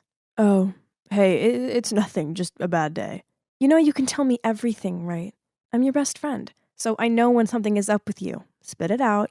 Okay, you're right, as always. I think you should hang on to something, because this is shocking news. Oh my God, who is that? He looks so gorgeous. Sue, are you even listening? Huh? What did you just say? I turned to him, but he mumbled out typical, then walked away. Jeez, what's his problem? Oh, that was Lucas earlier, my best friend since kindergarten. Don't mind him, he's always like this, but whatever, let's get back to this handsome guy. So it turns out his name is Alex, and he's new here. I knew it, because such a pretty boy like him would never go unnoticed by me. The next morning, I couldn't wait to walk to school with Lucas. I had some amazing news to tell him. It happened to me the night before, during my shift at the diner. Lucas, you won't believe who was in the diner yesterday. Robert Downey Jr.? What? No, it was Alex, the new student. Gosh, Lucas, you've got to help me get his attention. You're on the baseball team together, right? Huh? Do you like that guy? Seriously? Duh. I mean, look at him. He's like Timothy Chalamet's twin brother. So will you help me? Please? Ugh, fine. I did hear him say he likes girls on roller skates. I have an idea. The next time he comes to the diner, serve him on skates. It's a sure way to impress him. Oh, yes, that's a great idea. I hugged Lucas to thank him. So the next time Alex came into the diner, I took out my roller skates and was ready to serve him his spaghetti. I'm kinda a novice on skates, so I slowly slid over to him. So far, so good, until I didn't see that somebody had spilled their milkshake all over the floor. And yes, of course, I slipped. Oh no! I quickly covered my head to avoid the spaghetti plate, but, huh? The plate had fallen on the floor, but where was the spaghetti? I looked around. Oh, snap! I found it! It landed on Alex's head! It was so humiliating. But worse still, as hard as I tried, I couldn't get back on my feet. Ugh, stupid skates! I repeatedly apologized to him. At first, Alex looked totally shocked. Then, perhaps because of my pathetic look, he couldn't hold it in anymore and burst out laughing. Well, at least you dared to slide on them. I, on the other hand, am not a big fan of those. What? What did he mean by that? Ugh, Lucas! The next day, I went looking for Lucas to confront him. He was easy to find, as he was in his favorite place to browse in town, the sneaker store. Why did you tell me Alex likes roller skates? Because he definitely doesn't. Maybe I misheard him. Oh, wait, he likes girls in superhero costumes. That's right. What? That sounds ridiculous. Forget it, I'm not listening to you anymore. Go give your advice to some other poor girl, not me. What's up with Lucas? Why would he give me such bad advice? It's like he wanted me to fail. But why? Oh my goodness. Was he, maybe, into me? Nah, nonsense. Still, I had a feeling about it. So I decided to avoid Lucas as much as possible. I came up with loads of excuses not to hang out with him, such as Mom was driving me to school, and I was skipping lunch because I was on a diet. Ugh, it was so exhausting. I mean, have you ever tried sneakily eating your lunch in class so you don't pass out from hunger? However, this was necessary, as we both needed some space. It's the only way to keep our friendship safe. But then one day, Lucas messaged me. Can we talk after school? I have something important to tell you. Oh no. Was he going to confess his feelings? But if he did it, our friendship would be ruined. I couldn't let that happen, so I didn't meet him. Instead, I ran straight home. He called me a bunch of times, but I ignored them all. I ghosted him, to be exact. Jeez, I wasn't proud, but I had to save our friendship from stupid Cupid. But then the next time I saw him, he only gave me a hurt look, then purposely walked off in the other direction. Oh no. Now it was basically like a cold war between us. Ugh. We might not have been hanging out with each other, but I was still keeping an eye on Lucas. I'd been watching him for a couple of days, and it looked like he was having a tough time. He must have figured out my rejection, so now he was miserable. Oh, dear Lucas, I didn't want this to happen, but I can't risk losing our friendship. But then I noticed something. One time, the whole school went on a picnic trip. I watched Lucas from afar and noticed that he was giving dagger looks to a bunch of girls. Hang on. They were surrounding Alex. I even saw him trip another girl up who was going to join the group of girls adoring Alex, and then he made out it was an accident. Another time I overheard him telling girls from other classes who were standing by the class door trying to get a glimpse of Alex that he pretended to be all cold and quiet because he had hideous teeth, which of course wasn't true because he had a smile that could light up a room. Looks like it wasn't just me. Lucas didn't want any other girls going near Alex. Did he hate Alex that much? Or he likes Alex? For heaven's sake! Stop thinking such nonsense, Sue! Your head was messing with you. Then one day, my mom heard that Lucas's mom was sick, so she made some chicken soup and told me to bring it over to his mom. I didn't want to go around there. I mean, what if I saw Lucas? Awkward. But who was I to deny a sick lady's soup? When I arrived, I opened the door and let myself in as I usually do. And that's when I heard the conversation between Lucas and his mom. Lucas, you need to forget about Alex. I want to, but I can't, Mom. He's always on my mind. Anyway, the important thing is your health. You need to eat something. Look at you, you're not getting any better. How can I eat after your dad left us? It's like all this time I've been living in a lie. I'm so sorry. Wait a moment. My Sherlock Holmes intuition was kicking in. Now everything makes sense. Why Lucas was sad for a couple of days, why I hadn't seen his dad for a while, and why his mom was suddenly sick. It's because Lucas was gay. His father probably didn't take it so well, so he left, which was really devastating for Lucas's mom. But I'm his best friend. Why didn't he tell me? Man, he hid it really well. But not only that, he also tried to sabotage me when he knew I had a crush on Alex. Well, it turns out we weren't best friends like I thought. But no, I couldn't just ignore this. I needed to talk to Lucas to clear things up. The next day, Lucas had baseball practice, so I went to find him at the field, but he wasn't there. I asked some of his teammates, but nobody knew where he was. Where could he have gone? And that's when I saw Lucas with Alex behind the bleachers. Well. Look at them, all lovey-dovey. They talked for a bit, then each of them walked away in a different direction. I watched them from a distance with my arms folded. That traitor! I was so ready to yell in Lucas's face. And that's when our eyes met. He was startled when he saw me, like he'd just been busted. Well, it was technically the correct word to describe the situation. Sue, what are you doing here? Why do you look so flustered? Come on, I know about your relationship between you and Alex, so you don't need to hide it anymore. How did you know about it? I heard you and your mom talking about it, but I don't understand. How could you do this to me? You knew that I liked Alex. I know, but I couldn't explain. I was so ashamed. You should have talked to me first, but instead you stole Alex from me. Best friends don't do that to each other. Hold on a minute. What did you just say? I stole Alex from you? What do you mean? Ugh, come on. Just stop with all this hiding and lying. I know you two are together. What? Why was he overreacting like this? Was what I just said not true?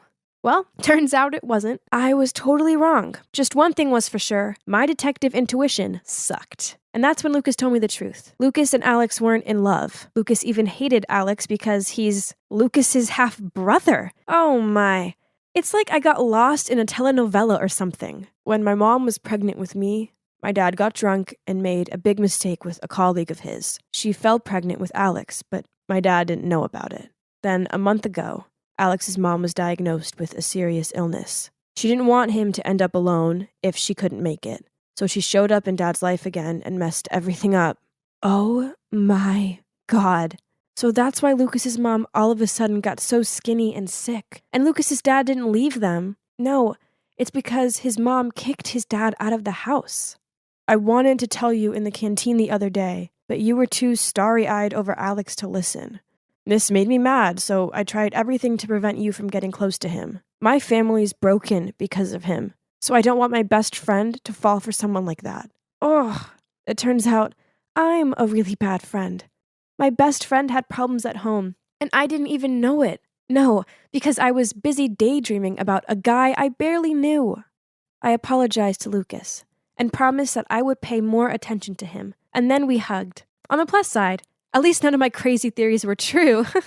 So it turns out it was all just one big misunderstanding. The Cold War between us ended, and our friendship remains as amazing as ever. I also managed to convince Lucas and Alex to give each other a chance. After all, they're half-brothers, and what happened between their parents wasn't their fault. Besides, Alex's mom is seriously ill, so he needs Lucas more than ever. It's great hanging out with them both and seeing them laughing and joking about. Peace at last. The three of us have become pretty great friends. Oh, do you want to hear something funny? Lucas actually offered to matchmake me with Alex. But it's okay. I refused. Why, you ask? Well, the three of us are such awesome friends now, and I don't want anything to ruin that. Pretty mature of me, right?